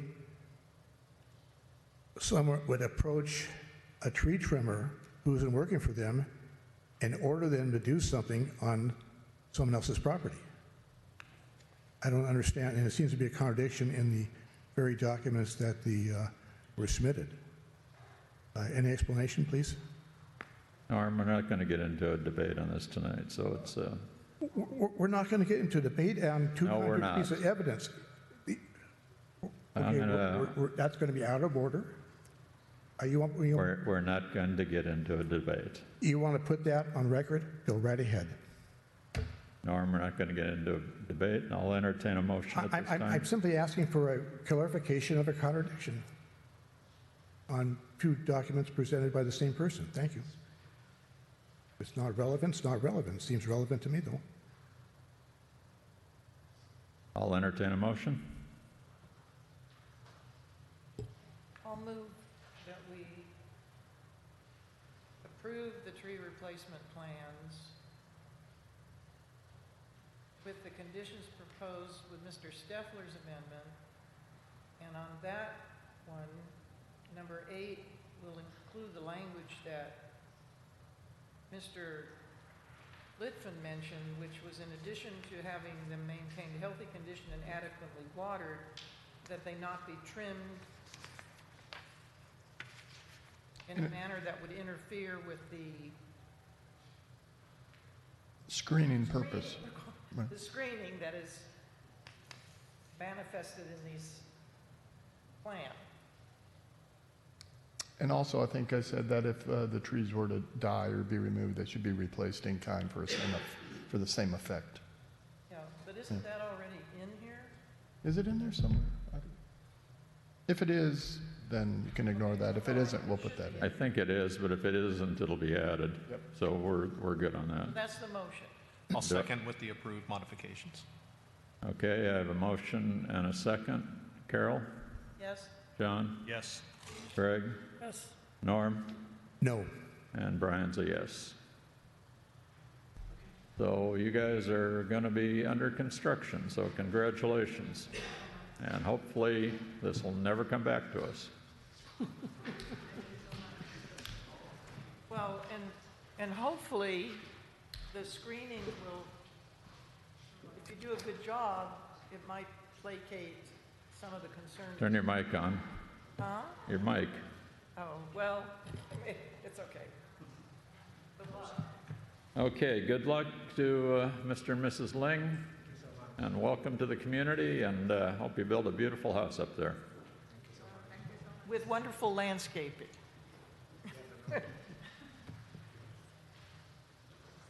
Okay, with that, we'll move into item 19, agenda 19, Planning Commission request to initiate a code amendment related to fencing development standards. Staff report, please. Thank you, Mayor and Council. The Planning Commission has been looking at fencing development standards for a while now, and going back and forth with the ability to look at the potential for allowing a solid wall within the front yard setback. Currently today, properties with a wall or a fence within the front yard setback, it could be chain link if it is screened. If it is of a solid material, no more than 42 inches of it could be solid, and then above that has to be 90% open, so like a wrought iron type material. Above it to a maximum of 6 feet within that front yard setback, which would be any property line that abuts a private public street or a shared multi-lot driveway.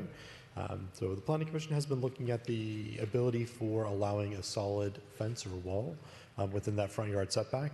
They have been drafting some potential code amendment languages to the fence and the fencing standards for the city, which would include the ability to allow a solid wall within the front yard setback with the approval of a minor exception.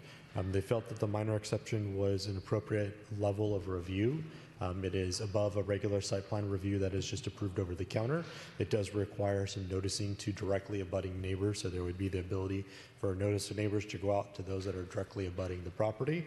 And there, if there are concerns, the project could be forwarded to the commission for them to make a formal determination of it.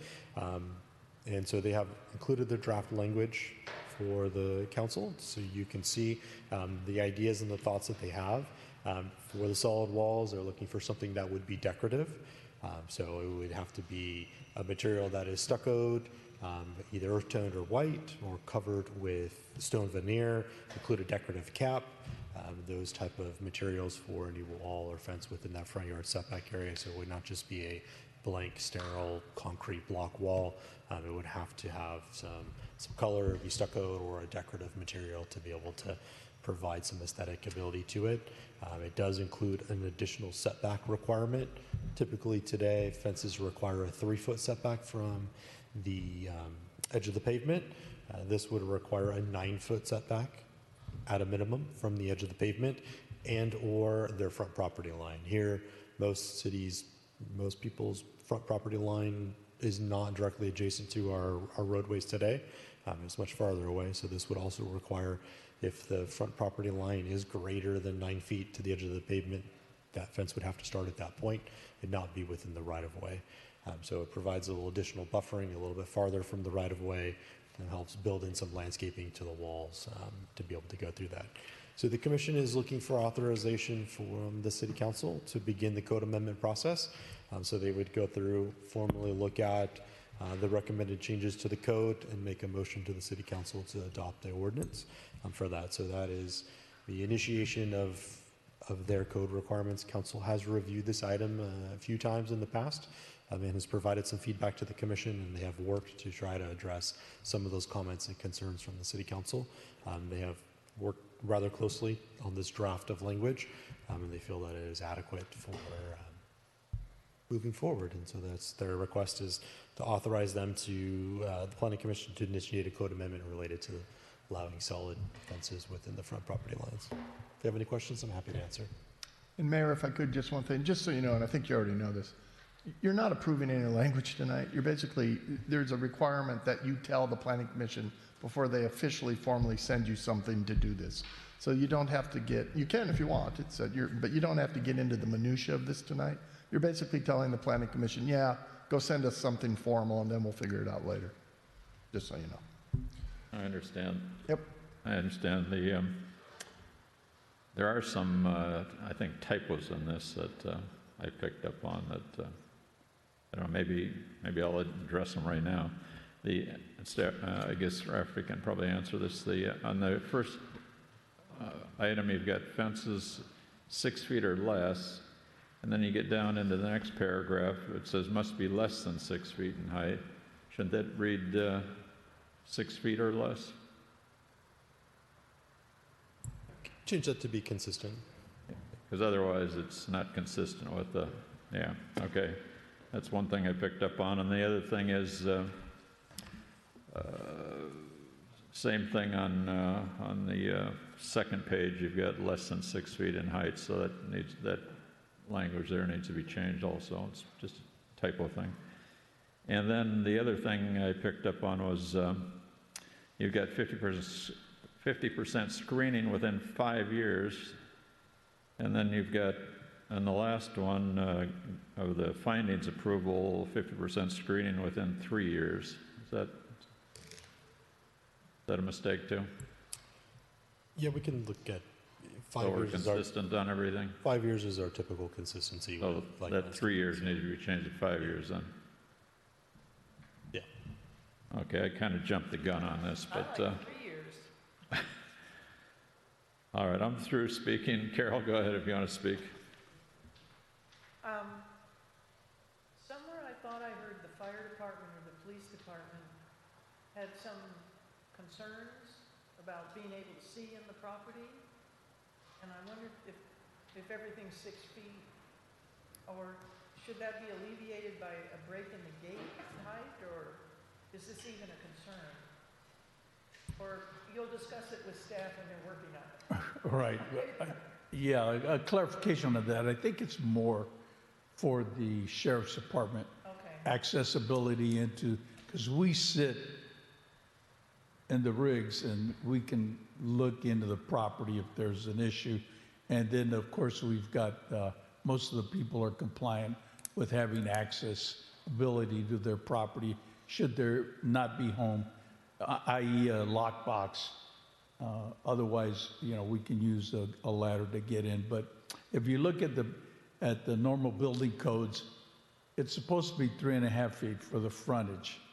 And then you could go 6 feet on the sides and in the back. Any deviation from that requires, am I correct, referee, requires a permit and approval from the Planning Commission, so. Well, Yeah, I mean, Carol, the prime example I'll give you is the chain link that went up at Canada Sombre and Hacienda. They planted plants, and now there's 6+ feet of obscured fencing there. So, I mean, even with chain link, just putting a plant there can make it become a solid wall fairly quickly. no, I just had heard that. I just wondered. Yeah, I don't know how we stop. I mean, even if it was a requirement, I don't know how you stop that issue. Even if the sheriff's department had a problem, I don't know how we would stop it as a city. Are there any requirements about how high the gate can be, or is the gate subject to the same height as the fence? Gates are subject to this, so a maximum of 6 feet. If you want to make a recommendation to the council to look, or a planning commission to look at something different with the gates and how open or solid they are, you could do that. Also, like fire department, as Chief was saying, most of our residents are working on being compliant with having some sort of access. So fire department has a Knox key or a fire lock key to be able to get and gain access to properties through driveway gates. Sheriff's department doesn't have access to those. So if the gate is locked and closed, there isn't necessarily an immediate way for the sheriffs to get through. Sheriffs don't have access to our Knox keys or other keys to that. So if the gate's locked and closed, sheriffs wouldn't necessarily be able to open it, where fire department has the ability to open I those. wasn't concerned so much with opening it as getting a look at what's going in on the property. So that would be my concern. I don't know if anybody else can. The other thing is I thought that there should be some kind of requirement for landscaping, watering, an irrigation system in the plan that they put forth. That's just my feeling. Because my neighbors, well, down on Dorothea, they put up a pretty tall fence and put a bunch of plants, and then they just all died. So that's my concerns. Is the maintenance covered? It requires a landscaping plan. It's going to show landscaping, which would require an irrigation plan as part of it. That's what I would think. I mean, if you have to get a landscape plan, and it requires a landscape plan. So if you look at the landscape plan, it has, you wouldn't approve it, I guess, if it didn't have watering in there. Landscape, they require irrigation plans and water allotment calculations, how much water they're able to use, the water usage of the plants to make sure they be compliant with our landscaping requirements from the state level. In your opinion, do we need any additional language to cover that? I don't think so. I think the landscaping plan is sufficient to cover it. So as I understand it, they'll draft up some language and we'll see the language and then we'll critique it and whatnot. But just my observation is, I don't mind solid walls facing the city. I do mind a solid gate. I think that's a dangerous situation. If Gio were here, we could ask him. He's kind of young. He maybe not know, but realistically, if I as a law enforcement officer, I would not like to not be able to see. Ed's point, the chief's point about sitting up high in an engine, sure, they can see over the fence. But, you know, in a patrol car, I don't think that's really is doable. There's a house right here on Hacienda in La Habra that has cement walls and then a 7-foot gate that's always shut. You don't even know what's going on the other side of that. I would never want to call on that if something was going on. So please share my thoughts with the Planning Commission about that.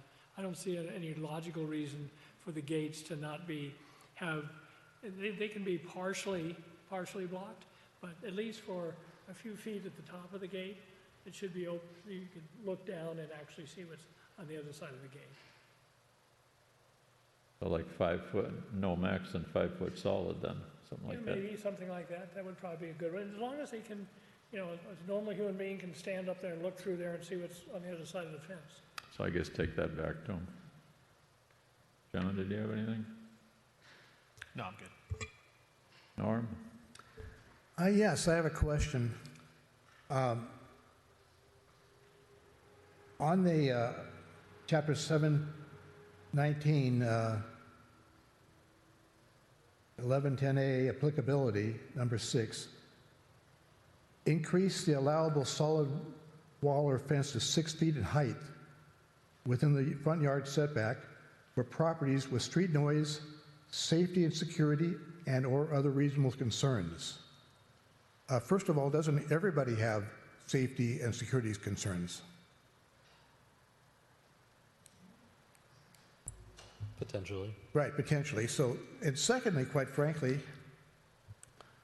why allow this exception for a 6-foot solid wall for safety and security concerns, which is, by the way, the 6-foot solid walls are traditionally forbidden in La Habra Heights over the years, yet forbid chain link fences, which are traditionally acceptable in La Habra Heights. They even exist along long stretches of the Hacienda Golf Club, hardly a low-class street street location. So security conceptions for solid 6-foot walls, but not for 6-foot chain link fences, which have been acceptable in La Habra Heights forever. So security for those who could afford the 6-foot wall, solid wall, but not for those of moderate means who can only afford a chain link fence. Is that what we're coming to? Now, I don't have a chain link fence. I have no desire to have a chain link fence. A lot of my neighbors do. I have no problems. None of us do. But how can we afterwards look at those of our existing neighbors with chain link fences and for that matter, residents of moderate means who have modest means in the face, and ask them to vote for a tax increase of approximately $1,200 a year, which is what we're considering, $325 a day times 365, when we are considering offering a resolution on fences that would provide security for the wealthy, but make it difficult for those of moderate means simply because it's a chain link fence. Don't you realize it's an insult to the many residents of La Habra Heights who have chain link fences? Not me, because I don't have one, but a lot of my neighbors do. A lot of other good people do. I would much be in favor of having adequate screening and other requirements for chain link fences and other fences. But I don't see the reason for banning chain link fences, quite frankly, per se. Thank you.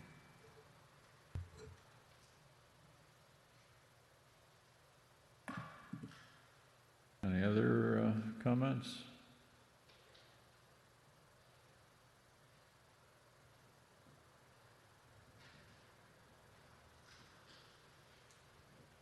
I guess, yeah, I guess myself personally, yeah, I don't really like chain link fences for a lot of reasons, but I mean, they're low cost and we have a lot of them up here, but that also you get the material off that zinc, I guess, in our waterways. Isn't that one of the items one of the high items we have on this, out of the city? Zinc is one of our higher TMDLs. And I guess even with the chain link fences that where they're in the green, black, or brown, do you have any knowledge if that makes any difference on the zinc? It does help because those fences are coated in a rubberized material, so it takes a lot longer for that to break down.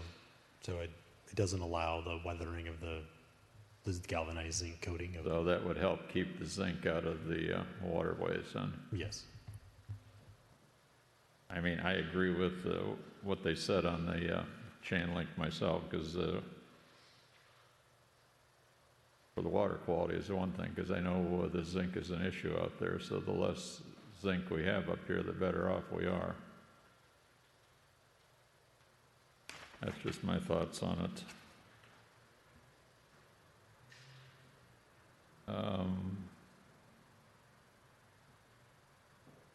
I guess you need some direction as far as the planning commission. Does anybody else have anything? So send it back with those minor corrections and give them a go-ahead? Okay. So you copy that? You need any, we need a vote on this, Todd? We actually need a motion to Need a initiate. motion. Yep. John, you ready for a motion? Yeah, I make a motion that we send the code amendment back to the Planning Commission with the changes that you suggested and ask them to proceed with. Well, the only suggestion, we talked about the gates, that there has to be some visible portion in the gates so you can look through the gates. That's our expectation, is that the gates will be, that they'll be able to be. And I went through the corrections on here, but I think that wasn't really a change. It was just cleaning up the discrepancies. So that's all I really had was, Greg, do you have anything beside the gate? Nothing, it's fine as it is. Okay, so it goes, so you made a motion to that effect, John? Made a motion. I have a second? Second. Okay, motion and second. Carol? Yes. John? Yes. Norm? No. Greg? Yes. And Brian's yes. So send it back to the Planning Commission with, they can draft the new ordinance, I guess. That's still going to have to come back to us, right, Todd? They'll just get it cleaned up and get the final language, and they'll sign off on it, and then it'll come to us, right? Correct, yeah, tonight you approved nothing. I know. You accomplished a lot. I don't know about that. Well, that's also questionable maybe, but no, not until it's final and it comes back do you actually approve it. Okay. Okay, with that, we'll move on to item 21, which is, no, 20. Item 20, I'm sorry. Discussion of potential uses for a vacant lot at Hacienda and West. Staff report, please. Yes, thank you, Mayor and Council. At our last City Council meeting, Council wanted us to look at potential uses for the vacant lot that the city owns located at the intersection of Hacienda and West. At one point in time, it was purchased for the proposal of installing City Hall or fire station at that location. As we heard earlier from Mr. Blagden, a little more than 10 years ago now, the city did explore looking at leasing the property for commercial development. It went through a process with a developer for that. As we were looking at this one and kind of going through it, because it is a city-owned property, and there is the Surplus Land Act that we would have to work with and comply. It looks like in 2024 there was a change to the Surplus Land Act at a state level that restricts leasing for commercial uses to a maximum of 15 years. So that would be the base lease plus any extensions to be no greater than 15 years. Otherwise, the state would look at that as being a disposition of the property and would have to go through the Subdivision Land Act process, which would be offering it up for development for affordable housing developers and those things. So the way the city was looking at it previously, at that time would work because that was allowed to be able to lease the property. So we would have been able to go through the process to lease. Somebody could develop the property and then lease it out for commercial uses. Today, that would not work, or if it would, we'd be limited to 15 years. So someone would be able to use the property for 15 years, and after that, that use would have to discontinue or to go away, or the state would look at it as a disposition of the property and would be subject to the regular land use, Surplus Land Act requirements. So kind of our recommendation at the moment is to leave the property as it is and not look at any potential for commercial development or things on it, because we would be limited to no more than 15 years. You mentioned 15 years for commercial. That'd be 15 years for anything. Is that correct? Right. And if we did anything with it, would be the only housing element thing it'd be, we have the fire and ingress and egress. Is that, do we have that argument on as far as putting density in there, or is that, we'd have to argue that with HCD? We'd probably have to argue that with HCD. We're looking at one solitary project on there. Yeah. And senior housing? I mean, you could always put it out for senior housing, but obviously anybody that submits a proposal, there's a negotiation period where we would have to negotiate with any potential developer or purchaser. And the density? I mean, today it's zoned residential agricultural, so it's 1 to the acre. If you look at our other properties that we have zoned for multifamily, it's 20 to 25 units per acre.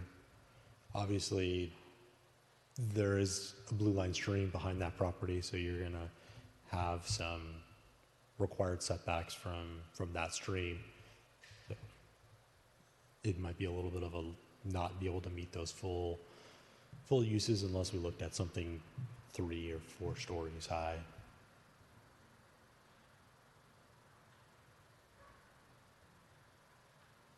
Questions?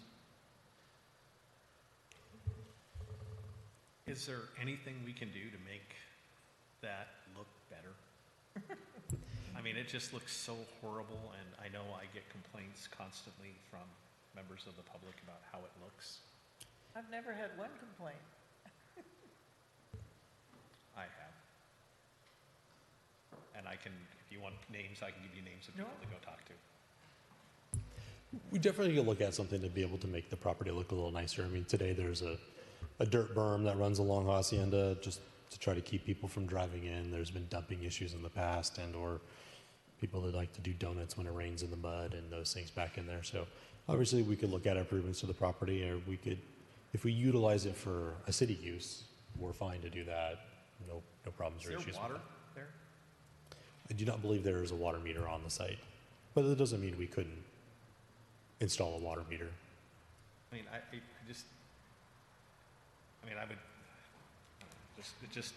it's such a key point in the city, and it's just, you know, weeds and most of the time construction debris piled up there. Yes. So. Greg, you had some comments? Well, you know, so typically if you know, one of the things that allows grass to grow is that we don't put road base down or something.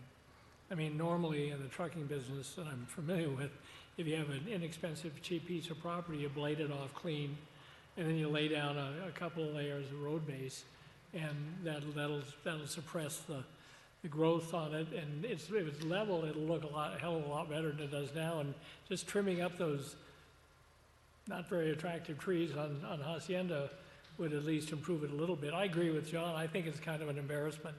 We did a pretty good job this year of using some pre-emergent to stop the big growth come back. But I mean, every time we have a roads work here, I can't believe that we can't induce the asphalt guy to blade the land for us. I mean, it's just, you know, I mean, they get to use it for free, for heaven's sakes, right? So I think we should follow up on just that. I'd like it to be labeled as public works land, you know, with the city's name on it, and get it clean. I agree. You know, we have to have it at some point in time. You know, right now our public works storage is a closet in this building and a fairly large, fairly small maintenance shed up in the park, and that's it. And you know. Rafferty, what are our annual maintenance costs for maintaining that piece of property? You just stop, I mean, it doesn't need to be exact, but. So it's included in our landscape maintenance agreement with our landscape contractor for them to clear it twice a year. So it's built into that aspect of it. And then we typically will clear it at least 1 to 2 additional times per year, just as like we've seen a little bit of rain, we're gonna have some heat, it'll grow again. We probably spend probably 20 grand a year above and beyond just our regular landscape maintenance to be able to clean it. 20 grand a year plus there's an amount in the landscaping agreement. So 30, 40 grand a year? Probably 30 grand a year. That's a lot. I know. What I was thinking is roll this back to the Planning Commission and let them noodle with it. And we do have 15-year lease ability. And there's not many businesses out there, but I was thinking maybe like a landscape business, something that doesn't require, you know, a large amount of construction with a building or something. That's why I was asking if there was water. There'd have to be water there to do. Well, water's not a problem. And you've got all the utilities there. You've got, in fact, you've got underground power there. And you've got sewer there. It's fully developable. Yeah. So, I mean, maybe they can come up with nothing, and maybe they have some things, but let the Planning Commission take a look at it and see if there's any businesses, you know, where you can negotiate a 15-year lease where that's acceptable, and it's you get some revenue off of it, and you get it cleaned up, and it looks good. Yeah. Yeah, and if not, if we can't come up with that, I would like to think about like a 4-year or 5-year improvement plan where we can look at, are we spending that 30 grand the right way, and is there a way to make that property more self-maintaining, using, like you said, putting down some road base so that you don't get the weed growth, using pre-emergent so we're not spending $30,000 a year. Sounds like a good job for the Planning Commission. And, you know, maybe even putting some screening up, some type of screening hedge around it that makes it look better. So. Do I have a motion? Do we need one? Need direction. I mean, I'd like to send it back to the planning commission to let them take a look at it. They understand all the rules, and they need to know all the rules on the Surplus Land Act and all those other things and our restrictions. And we're not going to go through that at this time. And if they can come up with any ideas to make the property look a lot better, and if they can, you know, find some business on a short-term lease and clean it up, or like Greg said, lay down some base on it or something, but make it look better and hopefully at least generate a small amount of revenue out of it. Is that the consensus of the council? Send it to the PC? Yes. Okay. Yes. And they'd also have to know what the zoning allows on the, right, on the lot and stuff like that, so. Yep, you got it? You know, it would be, we don't have one that's real proximate, but it would be not a terribly bad place to have pumpkin patch and Christmas trees rented for 4 weeks a year. I mean, we see that on all kinds of dormant properties. And that's a business that would work. Yeah, I mean, Exactly. the closest ones are over on Harbor South, and then there's another one. Well, anyway, this would be, people in the city could pull in and have fun. Could be a kind of a cute little Christmas gig, maybe. Sell Christmas trees and then give them cider. Sounds like you want to lease it. Okay, so we got clear direction on that one. We're all set. Okay. And again, that was, we had, during our workshops, that was brought up, you know, that the public talked about that what are you doing with that property up there, right? They don't understand all the rules and requirements and HCD and everything else that's involved with it. So let's let the Planning Commission play around with it. Okay, with that, we'll move into item 21.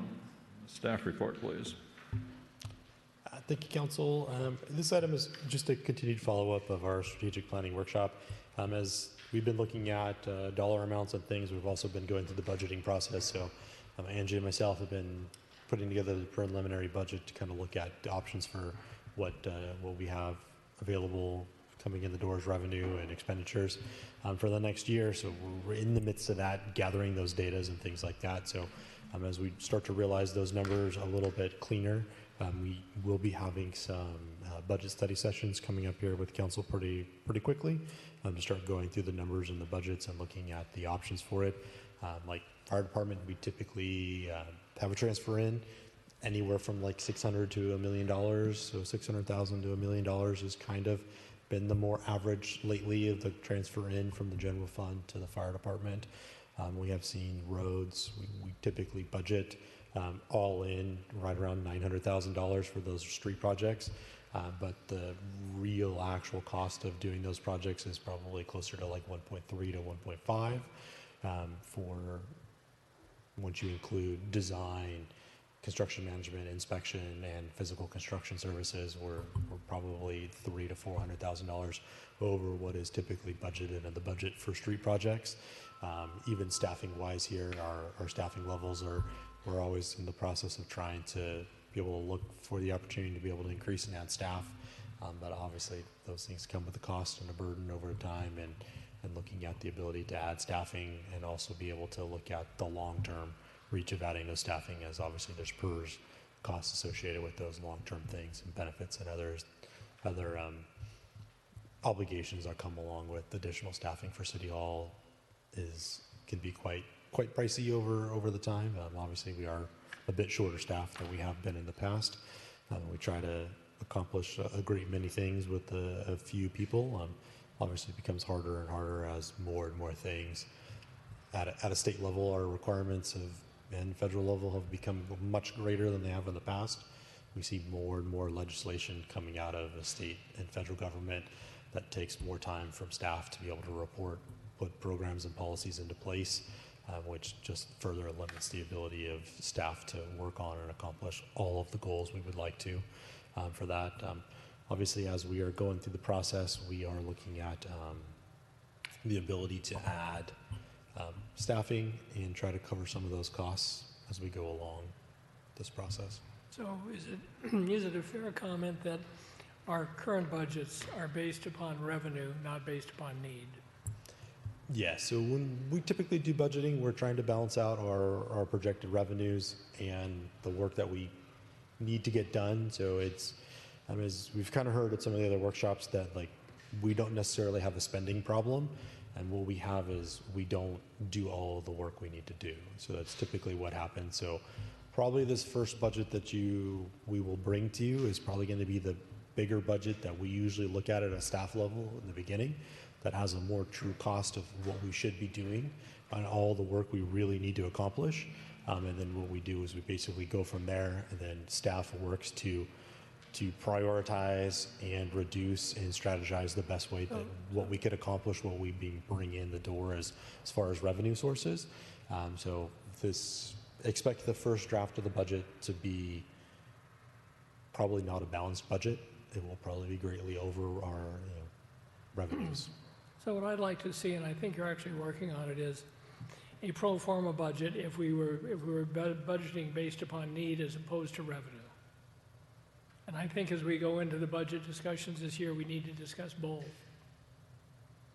And I think because right now our budget is understating, our expenses. There's no question about that. Not intentionally, but because you're working against revenue, not against need. So I strongly urge you to present that as a part of our ongoing budget work this year. And if you can do it before, because we're going to have to talk about this. Thanks. One thing, could you talk about the election cycle time? If we don't put something on this fall, isn't it as long as the county has anything out there, we can hit that election time period?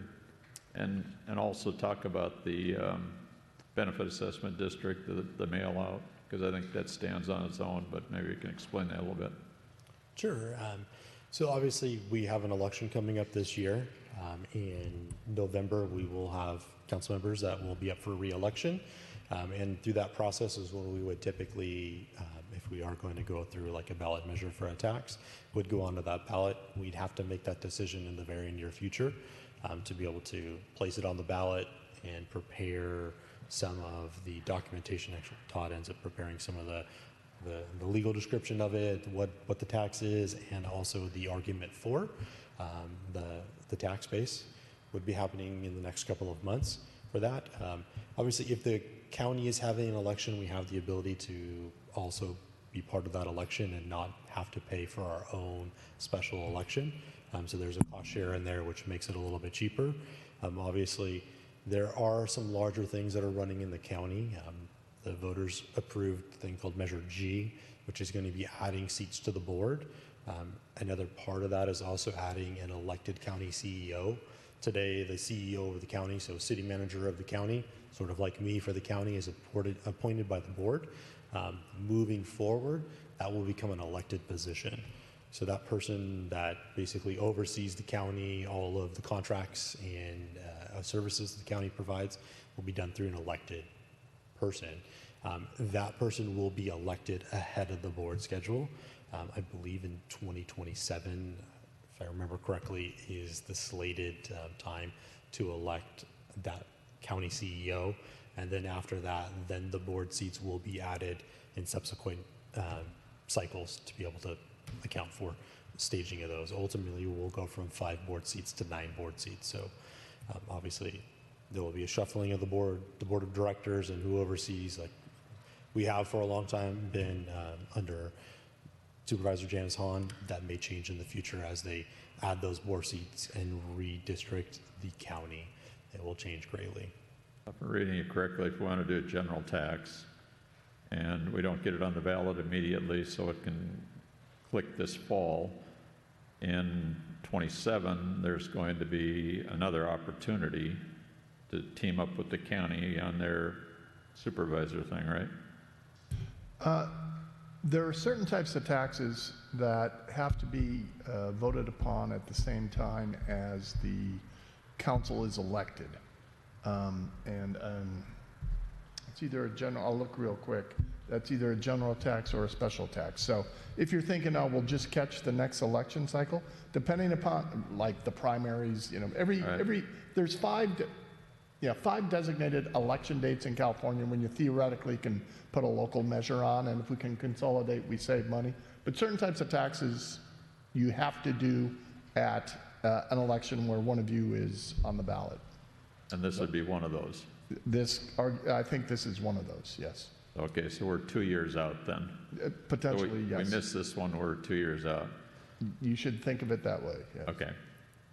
And discuss the benefit assessment district that we're currently using on the roads, because my understanding that's a mail-out ballot to the property owners. Does that have any time thing on it?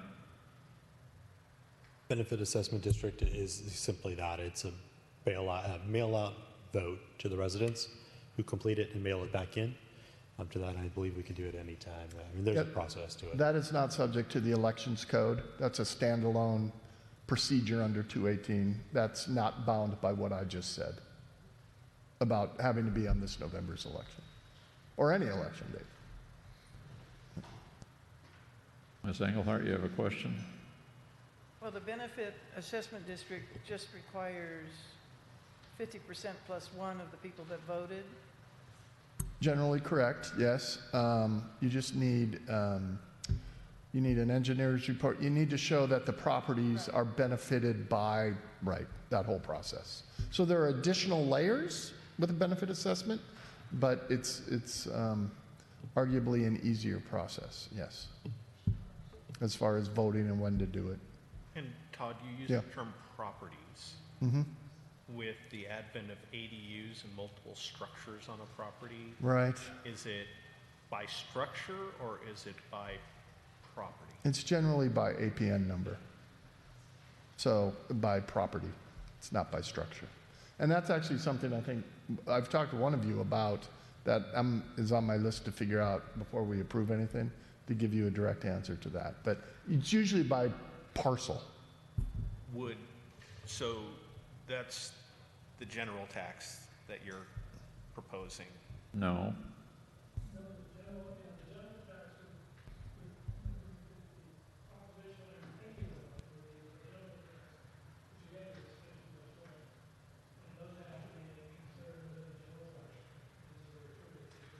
Yeah.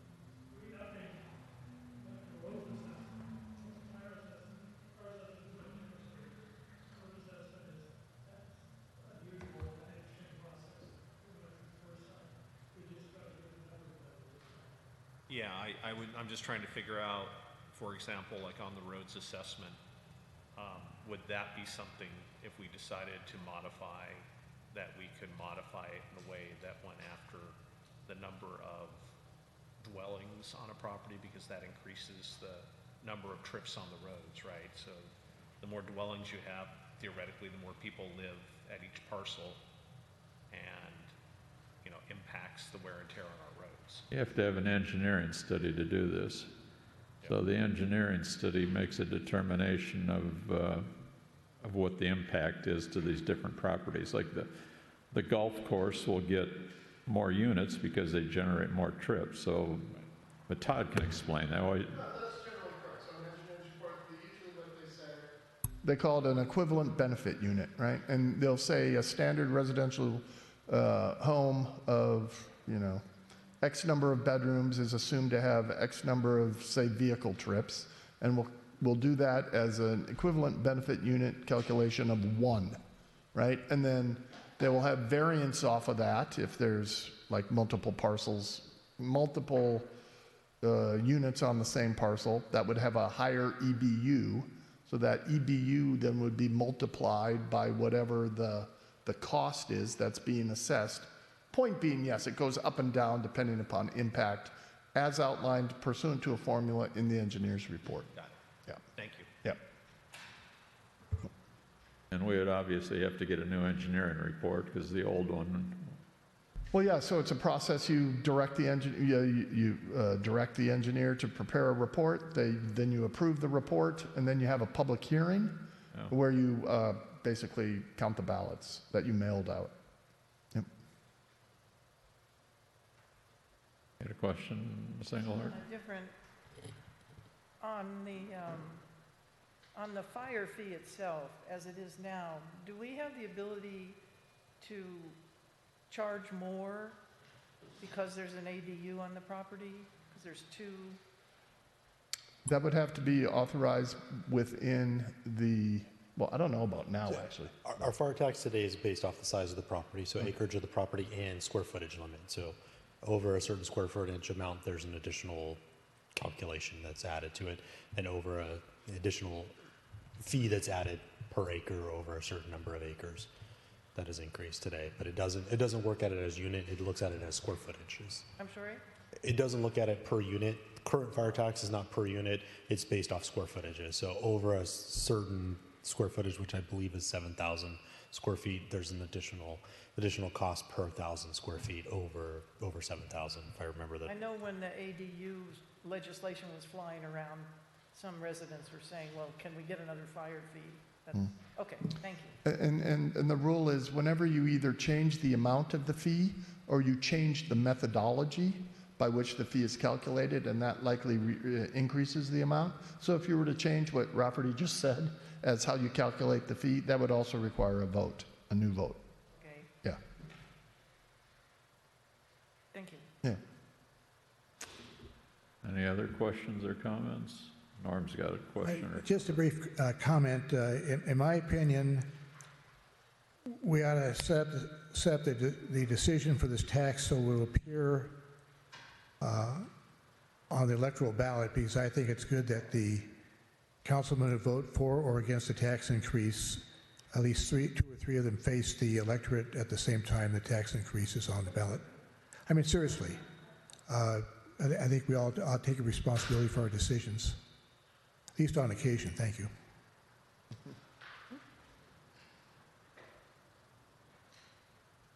So you're advertising how you're going to vote? Not necessarily. For example, if the fire fee were on the tax were on the ballot today, I'd vote for it. I voted for it last time. I supported the road tax last time. It all depends.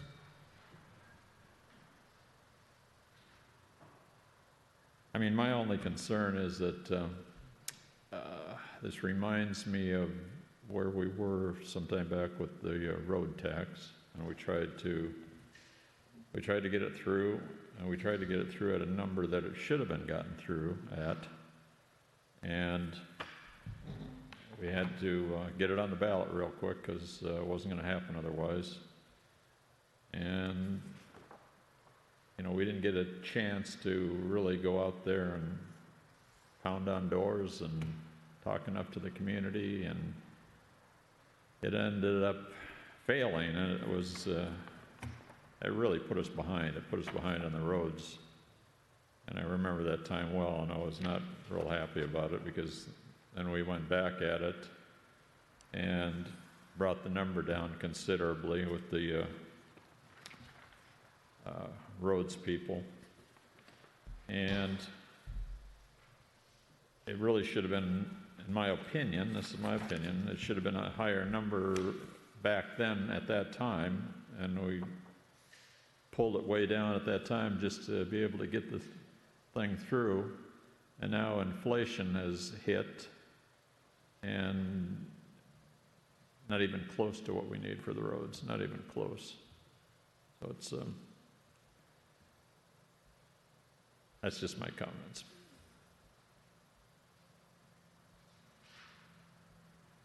Anybody else have anything to say on this? Okay, with that, we will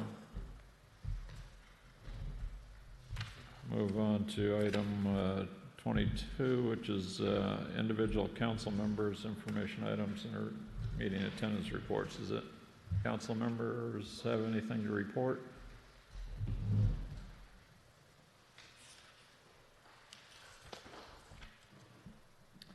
Okay, public comments or 1 minute items on or off the agenda.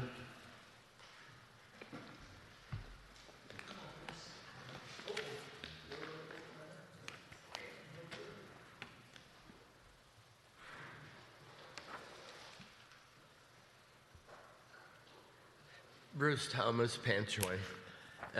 Real simple. I don't know all the internal politics of the West Road and Hacienda property, but does anybody remember that that was a dump site at one time? And back in the 70s, they said it'd take like $500,000 worth of dirt work to make it buildable. Another question, not just a comment. Does the city have another site that they can use to do the oddball things that that property gets used for? Just a question. I don't know the answer. Thank you. Thank you, Bruce. Any other comments?